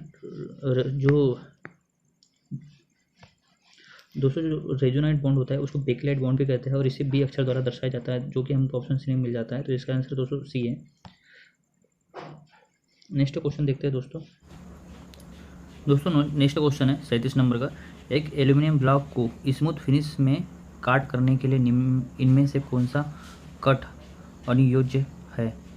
for cutting an aluminium block to smooth finish which one of the following cut of file is most suitable. दोस्तों इसमें पूछा है कि एल्यूमिनियम को फाइल करने के लिए कौन से कट वाले फाइल का प्रयोग किया जाता है। तो इससे पहले भी एक फाइल से रिलेटेड दोस्तों क्वेश्चन आया था, तो उसमें पूछा गया था कि स्टील को फाइल करने के लिए कौन से कट के जो फाइल होता है उसका प्रयोग किया जाता है। दोस्तों जो एल्यूमिनियम ब्लॉक होता है उसको फाइल करने के लिए एक सिंगल कट फाइल का प्रयोग किया जाता है, और जो स्टील होता है उसको फाइल करने के लिए डबल कट फाइल का प्रयोग किया जाता है। तो दोस्तों इसमें हमको एल्यूमिनियम ब्लॉक के लिए पूछा है कि एल्यूमिनियम ब्लॉक को स्मूथ फिनिश करना है तो उसके लिए कौन से कटिंग फाइल का प्रयोग करते हैं। तो उसके लिए दोस्तों सिंगल कट फाइल का प्रयोग किया जाता है। तो इसका आंसर ये है। नेक्स्ट क्वेश्चन देखते हैं दोस्तों। एक हैंड रिमर एक मशीन रिमर से कैसे भिन्न होता है। How does a hand reamer different from a machine reamer. तो दोस्तों जो हैंड रिमर होता है और जो एक हैंड रिमर होता है और एक होता है मशीन रिमर। दोस्तों जो हैंड रिमर होता है उसको हम जो रेंच होता है, जो हैंड रेंच होता है उसका यूज़ करके हम हैंड रिमर द्वारा रिमिंग करते हैं। लेकिन जो मशीन रिमर होता है उसका प्रयोग हम मशीन में लगा करके, जैसे ड्रिल मशीन हो गया, लेथ मशीन हो गया, उसमें लगा कर उसके स्लीव में लगा करके मशीन रिमर का प्रयोग करते हैं। लेकिन हैंड रिमर में एक स्क्वायर सेंक के ऊपर एक टेंक बनी होती है जिसमें रेंच को लगाया जाता है, उसके बाद में इसका प्रयोग किया जाता है। लेकिन मशीन रिमर में स्क्वायर टैंक नहीं होती है, इसको डायरेक्ट मशीन स्लीव में लगाकर या फिर जो ड्रिल चक होता है उसमें पकड़कर इसका प्रयोग करते हैं। और एक जो डिफरेंट होता है दोस्तों, एक होता है बेवल लीड का, जो हैंड रिमर की जो बेवल लीड होती है वो लंबी होती है ना। तो एक डिफरेंट उसका भी होता है। तो इसके जो ऑप्शन ये है कर्तन कोरो के लिए बेवल लीड, तो एक डिफरेंट दोस्तों उसका भी होता है large bevel lead of the cutting edge. ठीक है, बाकी जो मैंने बाकी जो डिफरेंस है जो मैंने आपको बता दिया, लेकिन वो जो बाकी के डिफरेंस है उसमें ऑप्शन में नहीं दिया है दोस्तों। ऑप्शन में ये ऑप्शन में दिया है, सिर्फ जो बेवल लीड होती है उसका दिया है, तो ऑप्शन ये सही है। नेक्स्ट क्वेश्चन देखते हैं दोस्तों। 39 नंबर का है। एक ग्राइंडिंग व्हील के फटन क्या है। What is the bursting of a grinding wheel. तो दोस्तों इसमें जो ग्राइंडिंग व्हील का जो ब्रस्टिंग है वो बताना है कि इसमें ऑप्शन कौन सा सही है। तो दोस्तों जो ऑप्शन सी है, लघु धात्विक कणों को चक्र फलक के अवरोधन जिन्हें ध्वस्त किया जाता है। Clogging of wheel face with small metal particle being grind. Option C दोस्तों इसका आंसर है। बाकी कोई ऑप्शन इसमें सही नहीं बैठता है, क्योंकि जो ऑप्शन ये है, ऑप्शन ये जो कहता है abrasive grain falling out of wheel before the dulled. इसमें कहा गया है कि जो एब्रेसिव जो कण होते हैं वो डल होने के पहले ही छोड़ देते हैं। तो जो ये वाला ऑप्शन ही बिल्कुल गलत है, क्योंकि ये सॉफ्ट जो ग्राइंडिंग व्हील होते हैं उसमें ये वाला जो ये होता है उसमें ये करता है। और ऑप्शन जो बी है दोस्तों, the wheel is not properly balanced. तो दोस्तों ये जो बैलेंस्ड वाला जो व्हील है वो बैलेंस्ड वाला कहीं से कहीं तक इसे मैचिंग नहीं करता है। तो ये वाला ऑप्शन भी गलत है। ऑप्शन सी दोस्तों इसके लिए सही है, एकदम परफेक्ट बैठता है। तो इसका जो आंसर है दोस्तों, इसका जो आंसर है आंसर सी सही हो जाएगा। नेक्स्ट क्वेश्चन देखते हैं दोस्तों। नेक्स्ट क्वेश्चन भी दोस्तों ग्राइंडिंग व्हील से रिलेटेड है। ग्राइंडिंग के बाद वर्कपीस में चैटरिंग मार्क्स होने का कारण होता है। What is the reason of chattering marks on the workpiece after grinding. दोस्तों ग्राइंडिंग करने के बाद में अगर हम किसी जॉब की ग्राइंडिंग करते हैं, जैसे कोई जॉब है और इसकी ग्राइंडिंग हम कर रहे हैं, है ना, तो ग्राइंडिंग करने के बाद में कह रहा है कि ग्राइंडिंग करने के बाद में उसकी जो सरफेस है उसके ऊपर चैटरिंग मार्क्स, जो उसकी सरफेस है उसके ऊपर जो चैटरिंग मार्क्स आते हैं, कुछ चैटरिंग मार्क्स का क्या कारण है। तो दोस्तों जो चैटरिंग मार्क्स का जो कारण है एक तो इनसफिशिएंट ऑप्शन में जो दिया है इनसफिशिएंट कूलेंट, ठीक है। तो दोस्तों जो इनसफिशिएंट कूलेंट की वजह से चैटरिंग मार्क्स नहीं आता है, क्योंकि अगर कूलेंट की कमी होगी तो जो सरफेस होती है वो जल जाती है, तो चैटरिंग मार्क्स नहीं आते, तो ये ऑप्शन गलत है। नेक्स्ट ऑप्शन देखते हैं दोस्तों, too much friction between work surface and wheel face. तो दोस्तों जो वर्क अगर हम ग्राइंडिंग व्हील जो है और जो जॉब की जो सरफेस है उसके बीच में अगर बहुत ज़्यादा अगर फ्रिक्शन होगा या बहुत ज़्यादा उसको प्रेस करके हम ग्राइंड करेंगे, तो एक तो दोस्तों जो ग्राइंडिंग व्हील है उसमें क्रैक आ जाएगा या टूट जाएगा, जो या फिर जो जो जॉब की सरफेस है वो बर्न टाइप में इस टाइप से शो करेगी। तो लेकिन चैटरिंग मार्क्स दोस्तों उसमें बिल्कुल नहीं आएंगे। जो नेक्स्ट ऑप्शन सी है, व्हील ग्राइंडिंग में कंपन वाइब्रेशन ऑन व्हील स्पिंडल। तो दोस्तों जो सी ऑप्शन है वो बिल्कुल सही है। अगर जो जॉब है अगर वो ढीला बंधा होगा या जो ग्राइंडिंग व्हील है उसमें अगर किसी प्रकार का प्ले होगा और उस प्ले वाले ग्राइंडिंग व्हील से अगर हम ग्राइंडिंग करते हैं या फिर हमारा जो जॉब है वो बहुत ढीला बंधा हुआ है और उसके ऊपर अगर हम ग्राइंडिंग करेंगे तो जो चैटरिंग मार्क है वो चैटरिंग मार्क आने की संभावना होती है। तो जो ऑप्शन सी है वो बिल्कुल सही है। हाँ, क्योंकि जो ऑप्शन डी में दोस्तों जो ऑप्शन डी दिया हुआ है वो ड्रेसिंग से रिलेटेड है। तो जो ड्रेसिंग होती है जो ग्राइंडिंग व्हील होते हैं उनको रिकंडीशन करने की जो प्रक्रिया होती है उसको ड्रेसिंग कहते हैं। तो ड्रेसिंग का चैटर मार्क्स से कोई रिलेशन नहीं है। तो दोस्तों जो हमारा जो ऑप्शन सी है वो बिल्कुल सही है। नेक्स्ट क्वेश्चन देखते हैं दोस्तों। Next question limit fit tolerance वाले चैप्टर से दिया हुआ है। छिद्र 20 और उसके ऊपर जो ये दिया है टॉलरेंस दिया है plus 0.25 M shaft 20 minus 0.12 and minus 1.15 के बीच में औसतम क्लियरेंस है। द मैक्सिमम क्लियरेंस है बिटवीन होल एंड शाफ्ट। दोस्तों एक होल है,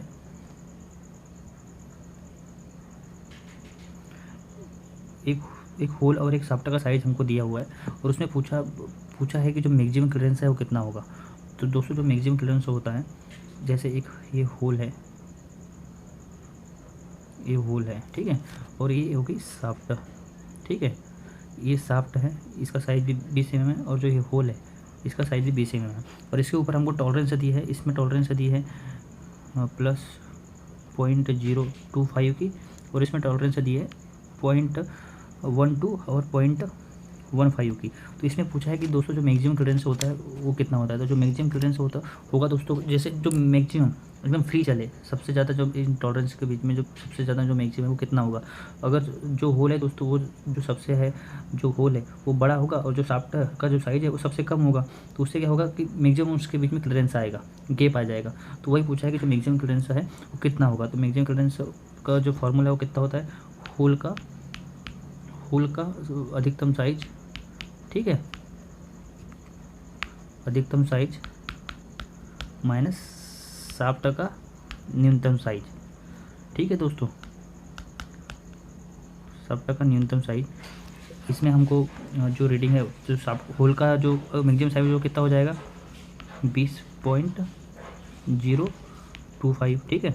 और शाफ्ट के 2 साइज दिए हुए हैं, तो शाफ्ट का जो सबसे कम वाला साइज है, तो शाफ्ट का जो सबसे कम वाला साइज कौन सा हो जाएगा, ये 0.15 वाला, ठीक है। तो इसको कितना कर लेंगे हम, इसको कर लेंगे दोस्तों, ये हो गया 19.85, ठीक है। तो इसमें से इसको माइनस कर देंगे तो जो भी दोस्तों जो रीडिंग आ जाएगी वो हमारा आंसर हो जाएगा और ये कहलाता है मैक्सिमम क्लियरेंस, ठीक है। तो इसका जो आंसर है दोस्तों वो हो जाएगा सी 0.175, ठीक है। ये हो गया मैक्सिमम क्लियरेंस। अगर वो हमको यही सब ऑप्शन देके अगर वो पूछ लेता है कि न्यूनतम क्लियरेंस कौन सा है, तो न्यूनतम क्लियरेंस क्या हो जाता है दोस्तों, होल का न्यूनतम साइज माइनस शाफ्ट का अधिकतम साइज। तो ये क्या हो जाएगा, अपना न्यूनतम क्लियरेंस हो जाएगा, ठीक है। तो चलिए नेक्स्ट क्वेश्चन देखते हैं दोस्तों। नेक्स्ट क्वेश्चन भी दोस्तों लिमिट और फिर टॉलरेंस वाले चैप्टर से ही है। एक आरेखन में विमा 25 ± 0.03 के रूप में अभिव्यक्त किया गया है। शून्यता क्या होता है। A dimension is stated as 25 ± 0.03 mm in a drawing, what is the tolerance. दोस्तों इसमें टॉलरेंस से पूछा है कि जो टॉलरेंस है वो कितनी होगी। तो हम जानते हैं दोस्तों जो टॉलरेंस होती है वो किसी भी जॉब की हाई लिमिट और लो लिमिट, किसी भी साइज़ की हाई लिमिट और लो लिमिट के बीच के अंतर को टॉलरेंस कहते हैं। तो इसमें कितना दिया है दोस्तों, 0.03। तो इसको देखते हैं, जो बेसिक साइज़ है इसके ऊपर प्लस माइनस 0.03 हो गया। तो टॉलरेंस की परिभाषा क्या कहती है, हाई लिमिट और लो लिमिट के बीच के अंतर को टॉलरेंस कहते हैं। तो दोस्तों इसकी जो हाई लिमिट हो गई ये कितनी हो गई, 25.03, ठीक है, सही है। ये हो गई हाई लिमिट, है ना। और जो लो लिमिट है वो कितनी हो गई दोस्तों, 24 पॉइंट, ये हो गई 97, ठीक है। ये हो गई लो लिमिट और ये हो गई हाई लिमिट। तो हमारा जो हमारा टॉलरेंस की जो परिभाषा कहती है कि हाई लिमिट और लो लिमिट के बीच का जो अंतर होता है उसे टॉलरेंस कहते हैं, ठीक है। तो जो टॉलरेंस है, एक हाई लिमिट अपनी हो गई 0.03 और लो लिमिट हो गई 0.03, क्योंकि प्लस माइनस 0.03 दिया हुआ है। तो हमारा जो हाई लिमिट हो गया वो हो गया 0.06। तो जो हमारा आंसर है दोस्तों, हमारा आंसर क्या आ जाएगा, सी, है ना, 0.06 mm। 43 नंबर का क्वेश्चन है, साधारणतः अंतर परिवर्तनीयता खालिस्तान के लिए प्रयुक्त करते हैं। Interchangeability is normally applied for. दोस्तों इसमें इस क्वेश्चन में पूछा गया है कि जो इंटरचेंजेबिलिटी का जो गुण होता है वो नॉर्मली किसके लिए यूज़ करते हैं। तो दोस्तों हमको पता होना चाहिए कि इंटरचेंजेबिलिटी क्या होता है। जब कोई दोस्तों जो जॉब होता है, अगर जैसे एग्जांपल के लिए जो हमारी गाड़ी है, हमारी गाड़ी का अगर कोई पार्ट टूट जाता है, ठीक है, तो हम शोरूम जाते हैं, उस पार्ट का जो नाम है वो नाम बताते हैं, उसके बाद में उसको जो शोरूम वाला होता है हमको सेम टू सेम वही पार्ट दे देता है और हम गाड़ी में उस पार्ट को बिना किसी रुकावट के आसानी से उस पार्ट को हम अपनी गाड़ी में लगा सकते हैं। तो दोस्तों इसी गुण को इंटरचेंजेबिलिटी कहते हैं। बिना किसी भी पार्ट को बिना किसी रुकावट या बिना आसानी से उसी की जब उस पार्ट के स्थान पर आसानी से लगाया जा सके, उसको इंटरचेंजेबिलिटी का गुण कहते हैं। तो इसमें पूछा गया है कि जो इसमें ऑप्शन दिया है कि इंटरचेंजेबिलिटी किसके ऊपर डिपेंड करता है। तो देखते हैं दोस्तों, ऑप्शन ए में पुर्जों के मरम्मत के लिए। तो दोस्तों जो पुर्जों के मरम्मत के लिए बिल्कुल नहीं करता है ना। तो ऑप्शन बी है मास प्रोडक्शन के लिए दोस्तों।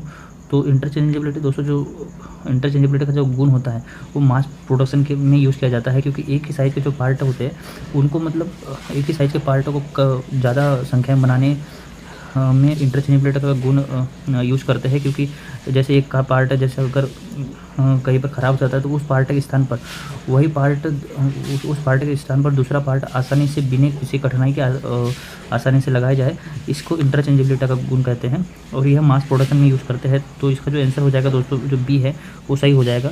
सिंगल पीस में प्रोडक्शन मास इंटरचेंजेबिलिटी का जो गुण है वो बिल्कुल इंटरचेंजेबिलिटी हम बिल्कुल यूज़ नहीं करते हैं। तो ये भी गलत है ऑप्शन। और जब ये दोनों मैच नहीं करते तो ऑप्शन डी बिल्कुल तो गलत ही हो जाएगा। तो इसका आंसर दोस्तों बी है, मास प्रोडक्शन। नेक्स्ट क्वेश्चन देखते हैं दोस्तों। क्वेश्चन देखते हैं दोस्तों, 44 नंबर का है, इन होल बेसिंग सिस्टम। तो दोस्तों इससे पूछा है कि जो होल बेसिंग सिस्टम है उसमें क्या होता है। तो इसमें ऑप्शन देखते हैं। ऑप्शन ए में है, शाफ्ट का आकार स्थिर होता है, the size of the shaft is made constant. Option B में है दोस्तों, छिद्र का आकार स्थिर होता है, the size of the hole is made constant. और ऑप्शन सी है दोस्तों, छिद्र एवं शाफ्ट में दिए गए उचित शून्यता, the permissible tolerance are given on the hole and shaft. और ऑप्शन डी है दोस्तों, पूर्ण रूप से ही अलाउंस दिया जाता है, allowance is given only on the hole. तो दोस्तों जो होल बेसिक सिस्टम होता है, होल बेसिक सिस्टम में जो होल होता है उसका साइज स्थिर रखा जाता है। और जो शाफ्ट बेसिक दोस्तों दो प्रकार के सिस्टम होते हैं, है ना। एक होता है होल बेसिक सिस्टम, ठीक है, और एक होता है शाफ्ट बेसिक सिस्टम, ठीक है। तो हमको होल बेसिक सिस्टम के बारे में पूछा है। दोस्तों होल बेसिक सिस्टम में क्या होता है कि जो होल का साइज होता है उसको स्थिर रखा जाता है और विभिन्न प्रकार की जो फिट प्राप्त करने के लिए शाफ्ट के साइज को कम या ज़्यादा किया जाता है। और जो शाफ्ट बेसिक सिस्टम होता है, शाफ्ट बेसिक सिस्टम में दोस्तों शाफ्ट के साइज को स्थिर रखा जाता है और विभिन्न प्रकार की जो फिट है उसको प्राप्त करने के लिए होल के साइज को कम और ज़्यादा किया जाता है। दोस्तों ज़्यादातर हमेशा होल बेसिक सिस्टम का ही प्रयोग करते हैं, क्योंकि शाफ्ट के साइज को हम कम ज़्यादा मतलब कई बार कर सकते हैं। ये जो सिस्टम है इसका प्रयोग सबसे ज़्यादा होता है। तो जो ऑप्शन ये है दोस्तों, जो हमको इसमें इस क्वेश्चन में दोस्तों हमको होल बेसिक सिस्टम के बारे में पूछा गया है। तो होल बेसिक सिस्टम में क्या होता है, होल का साइज स्थिर रखा जाता है। तो जो हमारा ऑप्शन बी है वो बिल्कुल सही है, the size of the hole is made constant, ठीक है। तो नेक्स्ट क्वेश्चन देखते हैं दोस्तों। 44 नंबर का क्वेश्चन है, 1 माइक्रो इंच के मूल्य होता है the value of 1 micro inch. दोस्तों इसने पूछा है कि 1 माइक्रो इंच कितने इंच के बराबर होता है। ठीक है, तो दोस्तों 1 माइक्रो इंच होता है, ऑप्शन ये है 0.000001 इंच। ठीक है, तो ऑप्शन ये सही है दोस्तों। ठीक है, क्योंकि 1 माइक्रो जो 1 माइक्रो इंच होता है वो इतने इंच के बराबर होता है। ठीक है, तो नेक्स्ट क्वेश्चन देखते हैं दोस्तों। 46 नंबर का क्वेश्चन है, निम्नलिखित में से प्रचालन के दौरान होनिंग मशीन का चालन कौन सा है। Which one of the following is the movement of the honing machine during operation. दोस्तों जो होनिंग प्रक्रिया होती है, होनिंग प्रक्रिया क्या होती है, होनिंग प्रक्रिया एक फिनिशिंग प्रक्रिया है। ठीक है, होनिंग का प्रयोग फिनिशिंग के लिए किया जाता है। तो इसमें पूछा है कि जो होनिंग प्रक्रिया है वो किसी कंडीशन में होती है, हॉरिजॉन्टल में होती है, ऑप्शन बी की वर्टिकल होती है, या फिर रेसिप्रोकेटिंग होती है, और ऑप्शन जो डी होता है वर्टिकल एंड रेसिप्रोकेटिंग। तो दोस्तों जो ऑप्शन डी होता है, होनिंग के लिए जो गति होती है मशीन की वो वर्टिकल और रेसिप्रोकेटिंग होती है। तो जो हमारा ऑप्शन डी है सही है। नेक्स्ट क्वेश्चन है दोस्तों 47 का क्वेश्चन, निम्नलिखित में से लैपिंग गेजेस के लिए प्रयुक्त अपघर्षण कौन सा है। Which one of the following abrasive is used for lapping gauges. दोस्तों इसमें जो लैपिंग जो प्रक्रिया होती है उसका प्रयोग भी फिनिशिंग के लिए किया जाता है, और इसमें एब्रेसिव को जो लैप टूल होते हैं उसके ऊपर एब्रेसिव को चार्ज करके लैपिंग क्रिया की जाती है। ठीक है, तो इसमें एब्रेसिव का प्रयोग करते हैं। एब्रेसिव लैपिंग के लिए दोस्तों 4 प्रकार के एब्रेसिव का प्रयोग किया जाता है। एक होता है एल्यूमिनियम ऑक्साइड, ठीक है, और एक होता है, एक दूसरा होता है सिलिकॉन कार्बाइड, और एक होता है दोस्तों बोरोन, एक होता है बोरोन कार्बाइड, और चौथा होता है दोस्तों डायमंड। ठीक है, तो जो एल्यूमिनियम ऑक्साइड होता है दोस्तों सॉफ्ट मेटल के लिए किया जाता है और स्टील के लिए किया जाता है। जो सिलिकॉन कार्बाइड होता है दोस्तों उसको हार्ड मेटल के लिए प्रयोग करते हैं। और जो दोस्तों जो बोरोन कार्बाइड होता है उसका प्रयोग लेपिंग के लिए, गेजों के लेपिंग के लिए किया जाता है। और जो डायमंड होता है दोस्तों वो बहुत ही हार्ड मेटल जैसे सिलिकॉन कार्बाइड वगैरह हो गया और दूसरे जो मेटल्स होते हैं उनके लिए इसका प्रयोग किया जाता है, डायमंड एब्रेसिव का प्रयोग किया जाता है। तो हमको दोस्तों इसमें पूछा है कि जो गेजेस के लेपिंग के लिए दोस्तों हम क्वेश्चन ने पूछा है कि गेजों की लेपिंग के लिए किस प्रकार के एब्रेसिव का प्रयोग किया जाता है। तो गेजों की लेपिंग के लिए जैसे दोस्तों मैंने आपको बताया बोरोन कार्बाइड एब्रेसिव का प्रयोग किया जाता है। तो जो हमारा ऑप्शन है ऑप्शन डी सही है। नेक्स्ट क्वेश्चन देखते हैं दोस्तों 48 नंबर का, ब्रॉस खालिस्तान की मिश्र धातु है। Bros is an alloy. दोस्तों जो ब्रॉस होता है वो कॉपर और जिंक का मिश्रण होता है ना। तो जो हमारा ऑप्शन सी है वो बिल्कुल सही है, क्योंकि कॉपर और टीन होता है, ये ब्रॉन्ज का एलॉय, ये ब्रॉन्ज का ये है, ब्रॉन्ज की मिश्र धातु है ना। ठीक है, और जो लेड और टिन होता है ये होता है सोल्डर का। ठीक है दोस्तों, तो जो हमको पूछा है इसमें ब्रास के बारे में है ना, ब्रॉस के बारे में, पीतल के बारे में, पीतल किसका एला है। तो जो पीतल का जो एला है वो कॉपर और जिंक है। तो जो हमको ऑप्शन सी में मिल जाता है, तो इसका आंसर सी है। 9 नंबर का क्वेश्चन है दोस्तों, बाहरी बल के प्रभाव के अधीन विनाश के बिना उसकी आकृति परिवर्तित करने की क्षमता निम्नलिखित गुणधर्म के कौन से धातु में है। Which one of the following properties of a metal has the ability to change it is without destruction under the influence of external forces. दोस्तों इसमें कहा गया है कि जो बिना किसी एक्सटर्नल फोर्सेस के बगैर उसकी जो आकृति है उसको परिवर्तित करने की क्षमता इसमें कौन से गुण के कारण होती है। तो दोस्तों जो प्लास्टिसिटी होती है बिना किसी फोर्स के हम मतलब उसमें उसकी जो आकृति को परिवर्तित कर सकते हैं, क्योंकि जो प्लास्टिसिटी का गुण होता है। तो इसके जो ऑप्शन है ये सही है। ठीक है दोस्तों, तो और जो इलास्टिसिटी, दोस्तों इलास्टिसिटी का जो गुण होता है, हम जब कोई फ्लैट जॉब है या किसी जॉब के ऊपर जब हम कोई लोड डालते हैं तो वो अपनी जो कंडीशन है उससे मतलब झुक जाती है, लेकिन जैसे इस लोड को हटाते हैं तो वो वापस अपनी कंडीशन में आ जाती है। दोस्तों इसको इलास्टिसिटी का गुण कहते हैं। और जो स्टिफनेस का गुण होता है दोस्तों, इसमें स्प्रिंग में एक गुण पाया जाता है। जो मेलेबिलिटी का जो गुण होता है, धातु को पीट कर चद्दरों के रूप में बनाने को मेलेबिलिटी का गुण कहते हैं दोस्तों। तो हमको इसमें प्लास्टिसिटी के बारे में पूछा गया, तो इसका जो आंसर है ये हो जाएगा। नेक्स्ट क्वेश्चन है, देखते हैं दोस्तों क्वेश्चन नंबर 50 है, ऊष्मा उपचार प्रचालन के द्वारा इस्पात में समता बढ़ता है तथा भंगुरता घटता है। इसको कहते हैं the toughness in a steel increased and brittleness is decreased by heat treatment operation called. दोस्तों इसमें कहा गया है कि हीट ट्रीटमेंट एक प्रोसेस है जिसमें जो टफनेस है वो बढ़ती है और एक ब्रिटलनेस जो होता है वो घटती है।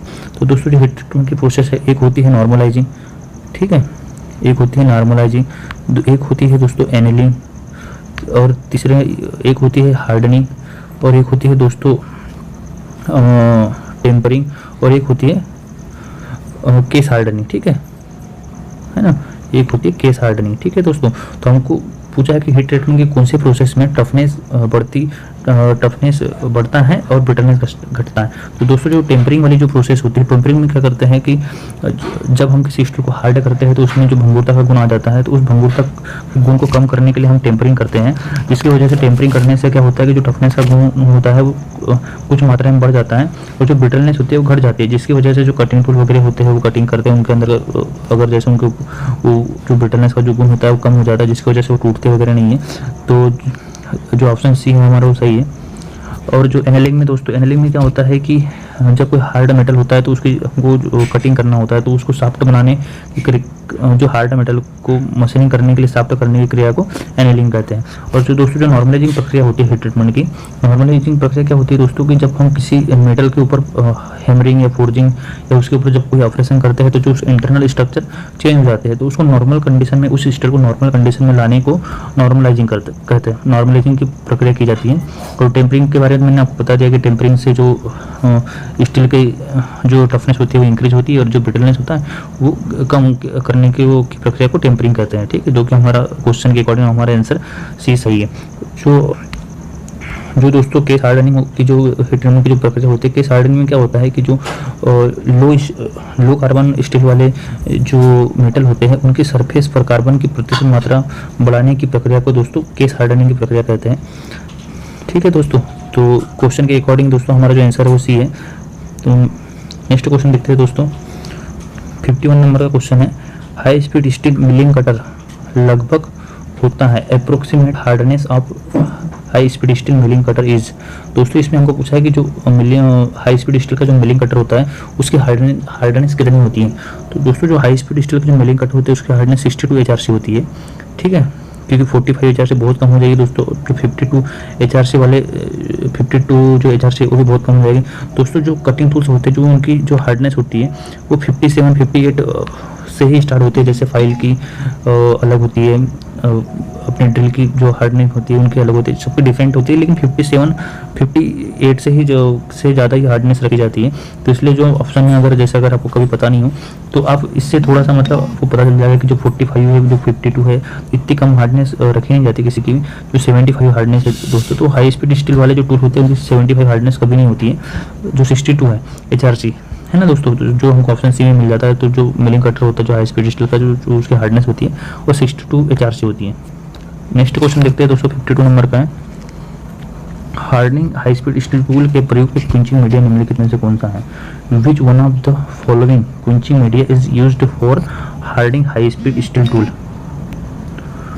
दोस्तों इसमें पूछा है कि जो हाई स्पीड स्टील टूल होता है उसके हार्डनिंग करने के बाद में जो क्विंचिंग मीडिया जो हम यूज़ करते हैं वो कौन सा है। तो हमको ऑप्शन में दिया है दोस्तों, एक है वाटर, ऑप्शन बी में है दोस्तों ब्राइन सॉल्यूशन, और ऑप्शन सी में है ऑयल, और ऑप्शन डी में है सोडा वाटर। तो दोस्तों इसमें हमको हाई स्पीड स्टील के बारे में पूछा गया है, तो हाई स्पीड स्टील को के लिए दोस्तों हम ऑयल का यूज़ करते हैं, तो जो हमारा आंसर हो जाएगा दोस्तों वो सी सही है।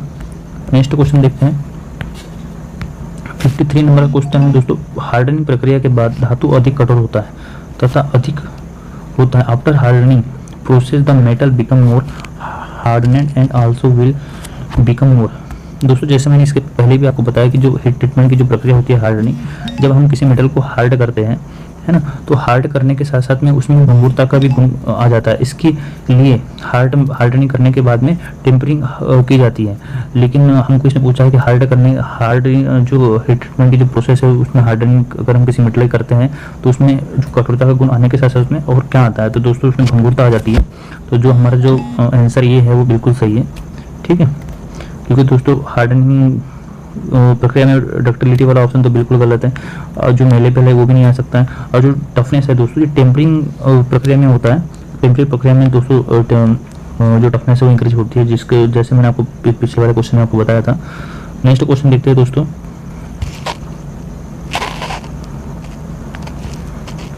क्वेश्चन नंबर 54 है, सीट मेटल कार्य केवल मेटल सीटों में करता है। Sheet metal work is carried out only on metal sheets which are. दोस्तों जो सीट मेटल का कार्य किसमें होता है, किसमें ऑप्शन में दिया हुआ है फोर्ज्ड, ऑप्शन बी है कास्ट, ऑप्शन सी है रोल्ड और ऑप्शन डी है एक्सट्रेड। ठीक है दोस्तों, तो जो हमारा आंसर है दोस्तों सी है रोल्ड। ठीक है, नेक्स्ट क्वेश्चन देखते हैं दोस्तों। 55 नंबर का क्वेश्चन है, मालट खालिस्तान से बना हुआ है। Mallet is made of. दोस्तों जो मेलेट होता है, जो जैसे मेलेट हैमर हो गया है ना, तो दोस्तों जो मेलेट जो बना हुआ होता है वो होता है हार्ड लकड़ी से। तो जो हमारा आंसर सी है दोस्तों वो सही है, क्योंकि जो लेड होता है वो सॉफ्ट हैमर जो बने होते हैं वो लेड के बने होते हैं। जो ब्रास होता है, जो ब्रास का तो बना नहीं होता है, कास्ट आयरन का भी नहीं होता है दोस्तों, लेकिन जो मेलेट होता है वो लकड़ी का बना होता है। जो सॉफ्ट हैमर होते हैं वो इसके बने होते हैं, लेड के। ठीक है, नेक्स्ट क्वेश्चन देखते हैं दोस्तों।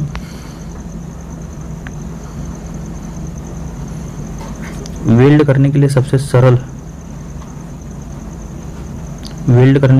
सरल स्थिति कौन सी है? The position in which it is the assist to weld is. इसमें पूछा है दोस्तों कि जो वेल्डिंग होती है, और जब जो वेल्डिंग होती है तो वेल्डिंग प्रक्रिया की कौन सी इसमें सबसे आसान जो सबसे कठिन जो प्रक्रिया होती है कौन सी, सबसे सरल स्थिति कौन सी? तो दोस्तों जो सबसे सरल स्थिति है, जो वेल्डिंग करते समय जो सबसे सरल स्थिति इसमें हमको बताना है, तो सबसे सरल स्थिति दोस्तों फ्लैट है, क्योंकि हम इसको आसानी से कर सकते हैं फ्लैट कंडीशन में। तो इसका आंसर दोस्तों ये हो जाएगा। अगर वो सबसे कठिन पूछते तो अगर इसमें इस क्वेश्चन में सबसे पूछा जाता कि जो वेल्डिंग करते समय कौन सी कंडीशन सबसे कठिन होती है, तो उसका आंसर दोस्तों ओवरहेड हो जाता है, क्योंकि ओवरहेड के ऊपर अगर हम वेल्डिंग करते हैं तो वो बहुत ही डिफिकल्ट होता है। तो इसका कठिन के लिए दोस्तों ऑप्शन डी है, लेकिन हमको सबसे सरल पूछा है तो हमारा जो आंसर हो जाएगा वो ये है। नेक्स्ट क्वेश्चन है वो मैथ्स से है दोस्तों, तो मैं मैथ्स से आपको इसमें सॉल्व नहीं कराने वाला हूँ क्योंकि टाइम बहुत ज़्यादा हो जाएगा, लेकिन मैं जो मैथ्स से आंसर है मैं आपको प्रोवाइड करा देता हूँ। तो दोस्तों 57 नंबर का जो क्वेश्चन है उसका आंसर दोस्तों बी है, और जो 58 का जो क्वेश्चन है उसका आंसर भी दोस्तों बी ही है। नेक्स्ट क्वेश्चन देखते हैं दोस्तों।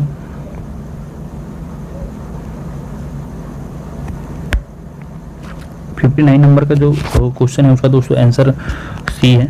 आप इसको सॉल्व करके जरूर देखिएगा, लेकिन जो आंसर मैं आपको बता रहा हूँ वो आंसर सही है। और 60 नंबर का जो क्वेश्चन है दोस्तों उसका आंसर 1.5 है, ऑप्शन ये। 61 नंबर का क्वेश्चन भी दोस्तों मैथ्स से है, तो इसका जो आंसर है दोस्तों ये है 10 सेंटीमीटर। 62 नंबर का जो क्वेश्चन है दोस्तों उसका जो आंसर है उसका आंसर दोस्तों उसका आंसर है बी 3 सेंटीमीटर। नेक्स्ट क्वेश्चन है दोस्तों 63 नंबर का जो क्वेश्चन है उसका आंसर है डी 105।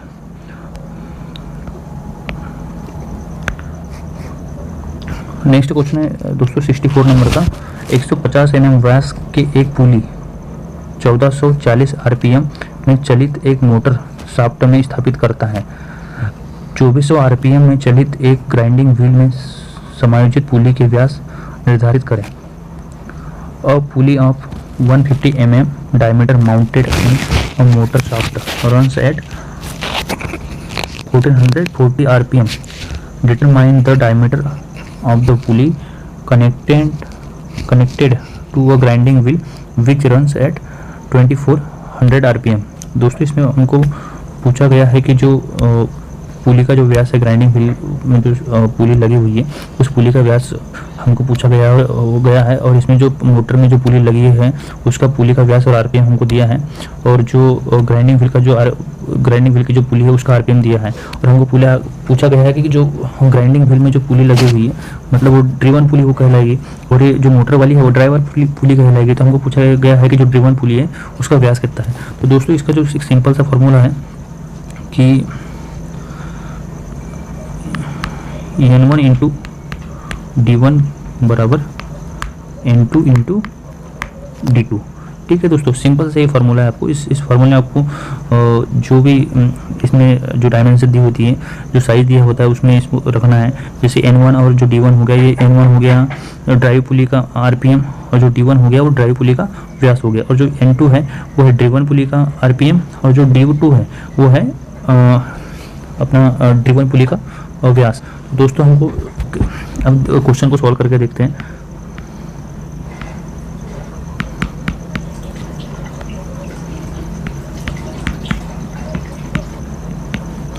ये हो गया इंटू d2। तो हमको n1 कितना हो गया, n1 कितना दिया है, जो मोटर है, मोटर शाफ्ट की जो पुली का जो आरपीएम कितना है 1440, और जो व्यास कितना दिया है 150, ठीक है। और जो ग्राइंडिंग व्हील की जो पुली है उसका जो आरपीएम है वो आरपीएम कितना है 2400, और हमको निकालना है d2, मतलब जो ग्राइंडिंग व्हील की जो पुली है उसका व्यास निकालना है। तो दोस्तों जो 2400 है वो इधर ट्रांसफर हो जाएगा, है ना, तो ये अपॉन में 2400 चला गया, ठीक। अब इसको सॉल्व करते हैं, ठीक है। इसको सॉल्व करने के बाद में दोस्तों जो आंसर आएगा दोस्तों वो 90 mm आ जाएगा, ठीक है। आप इसको सॉल्व कर लीजिएगा तो इसका आंसर 90 mm आ जाएगा। तो जो ग्राइंडिंग व्हील की जो पुली है उसका व्यास कितना हो जाएगा 90 mm। नेक्स्ट क्वेश्चन दोस्तों ट्रिग्नोमेट्री वाले चैप्टर से है, मैथ्स से। Sine square theta plus cos square theta बराबर 1 होता है, ठीक है। तो इसका आंसर डी हो जाएगा। नेक्स्ट क्वेश्चन दोस्तों साइंस है, एसआई यूनिट में बल आघूर्ण की यूनिट है। ये क्वेश्चन दोस्तों पिछले वाले क्वेश्चन पेपर में भी आया था, जो मैंने आपको आंसर बताया है। इसका जो आंसर है न्यूटन मीटर। दोस्तों इसरो का जो पेपर होता है उसमें जो 60 to 70% जो क्वेश्चन होते हैं वो हमेशा रिपीटेड ही होते हैं, तो इसलिए ये जो सीरीज है प्रीवियस ईयर क्वेश्चन पेपर की बहुत ही ज़्यादा आपके लिए इंपॉर्टेंट है। तो 66 नंबर का जो क्वेश्चन है दोस्तों तो उसका आंसर न्यूटन मीटर हो जाएगा। 67 नंबर का जो क्वेश्चन है उसका आंसर बी हो जाएगा, उसका आंसर बी है दोस्तों। नेक्स्ट क्वेश्चन देखते हैं। 68 नंबर का क्वेश्चन का जो आंसर है वो सी है, लोड अपॉन एफर्ट। और जो 69 नंबर का जो क्वेश्चन है वायुमंडल दाब खालिस्तान के समान होता है, तो जो इसका आंसर है 69 नंबर का जो क्वेश्चन है उसका आंसर सी हो जाएगा 9.81 न्यूटन। और सॉरी दोस्तों हमको इसमें वायुमंडलीय दाब के बारे में पूछा है, तो जो वायुमंडलीय दाब खालिस्तान के समान है, तो इसका जो आंसर हो जाएगा दोस्तों ये हो जाएगा 1 बार, ठीक है दोस्तों।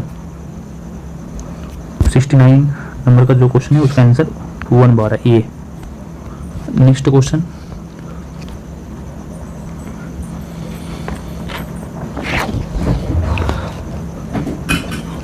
नेक्स्ट क्वेश्चन 70 नंबर का जो क्वेश्चन है दोस्तों उसका जो आंसर है वो है डी, तोरन। नेक्स्ट क्वेश्चन देखते हैं दोस्तों। 71 नंबर का क्वेश्चन है, यदि चिप ड्रिलिंग के समय एक लिप से ही निरंतर प्रवाहित करता है तो उसका जो संभावित कारण है। If the chip is following out continuously through one lip only during drilling the possible reason is. दोस्तों इसमें पूछा गया है कि जो ड्रिलिंग प्रक्रिया करते समय सिर्फ एक ही इससे चिप को का कंटिन्यू फ्लो हो रहा है तो उसका क्या कारण होगा। तो ऑप्शन देखते हैं दोस्तों। Unequal lip angle. तो दोस्तों अगर जो अनइक्वल जो लिप एंगल है अगर होता है तो उसकी वजह से जो हमें कारण बताया गया वो बिल्कुल नहीं होगा। तो 71 नंबर का जो आंसर है दोस्तों वो सी नंबर का हो जाएगा, असमान क्लियरेंस पूर्ण, ठीक है दोस्तों। अनइक्वल क्लियरेंस एंगल दोस्तों इससे क्या होगा कि अगर जैसे एक जो ये ड्रिल है ना, और ये अगर इसका जो अगर ये एक कम और एक ज़्यादा हो जाएगा तो इससे क्या होगा कि कंटिन्यूस एक तरफ से ज़्यादा चिप्स निकलेंगे, तो या फिर लिप से जो लंबाई होती है उसकी वजह से भी ऐसा होता है। लेकिन हमें ऑप्शन में वो नहीं दिया है, हमें ऑप्शन में ये दिया है कि इसमें क्लियरेंस एंगल के बारे में दिया है। तो दोस्तों जो क्लियरेंस एंगल वाला जो ऑप्शन हो जाएगा वो सही हो जाएगा कि तो ऑप्शन सी सही है। नेक्स्ट क्वेश्चन देखते हैं दोस्तों। 72 नंबर का क्वेश्चन, एल्यूमिनियम काट करने हेतु 12 mm उच्च गति की स्पार्क ड्रिल के आरपीएम गणित करें। एल्यूमिनियम के लिए कर्तन गति 50 मीटर प्रति मिनट है। Calculate the RPM for high speed steel drill 12 mm to cut aluminium, the cutting speed for aluminium. दोस्तों जो हमको इसमें आरपीएम ज्ञात करना है, तो जो आरपीएम का जो फार्मूला होता है, जो आरपीएम निकालने का जो सूत्र होता है वो होता है कटिंग स्पीड, ठीक है, इंटू 1000, ठीक है दोस्तों, पाई इंटू डी, ठीक है। अगर हम इस फार्मूले में अगर ये जैसे अभी रख के देखते हैं। मैं आपको बता देता हूँ। कटिंग स्पीड कितनी है 50 इंटू 1000, ठीक है दोस्तों।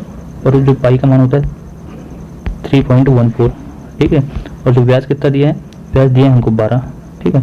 इसको सॉल्व करने के बाद में जो दोस्तों आंसर आएगा वो आंसर है 1326 आरपीएम, ठीक है दोस्तों। अपना आंसर सी सही हो जाएगा 1326 आरपीएम पे। 3 नंबर क्वेश्चन है, नाइट राइडिंग एक प्रक्रिया है। Night riding is a process of, दोस्तों इसमें नाइट राइडिंग प्रोसेस होती है। इसमें पूछा गया है कि नाइट राइडिंग प्रोसेस किसकी होती है। तो जो दोस्तों जो हीट ट्रीटमेंट होता है उसकी जो प्रोसेस होती है, एनलिंग हो गया, हार्डनिंग वगैरह हो गया, तो उसकी प्रोसेस नहीं है नाइट राइडिंग। और नाइट राइडिंग दोस्तों केस हार्डनिंग की प्रोसेस होती है। केस हार्डनिंग की जो प्रोसेस होती है वो एक होती है एक होती है कार्बोराइजिंग, ठीक है दोस्तों। एक जो केस हार्डनिंग की जो प्रोसेस होती है एक होती है कार्बोराइजिंग, ठीक है। एक होती है दोस्तों साइनाइडिंग, ठीक है दोस्तों। तो और एक होती है नाइट राइडिंग, और दोस्तों एक होती है फ्लेम केस हार्डनिंग, और एक होती है इंडक्शन हार्डनिंग। दोस्तों ये 5 प्रकार की केस का हार्डनिंग की प्रोसेस होती है। तो इसमें हमको नाइट राइडिंग पूछा कि नाइट राइडिंग किसकी प्रक्रिया है। इसमें हमको क्वेश्चन ने पूछा कि नाइट राइडिंग किसकी प्रक्रिया है। तो दोस्तों जो नाइट राइडिंग होती है वो केस हार्डनिंग की एक प्रोसेस है। तो जो हमारा आंसर हो जाएगा, आंसर डी सही है। नेक्स्ट क्वेश्चन दोस्तों साइंस मैथ्स से है। तो 74 नंबर का जो क्वेश्चन है, 74 नंबर का जो क्वेश्चन है उसका आंसर बी हो जाएगा 0.866। और जो 75 नंबर का क्वेश्चन है वो भी मैथ्स से है। तो जो इसका आंसर है सी है 25/4, ठीक है दोस्तों। इस क्वेश्चन पेपर में दोस्तों 75 क्वेश्चन थे, जो कि दोस्तों मैंने आपको सभी 75 क्वेश्चन करवाए हैं। उम्मीद है दोस्तों आपको इस वीडियो से कुछ ना कुछ सीखने को जरूर मिला होगा। तो दोस्तों जो आज का जो क्वेश्चन पेपर था उसकी जो आंसर की है दोस्तों ये है।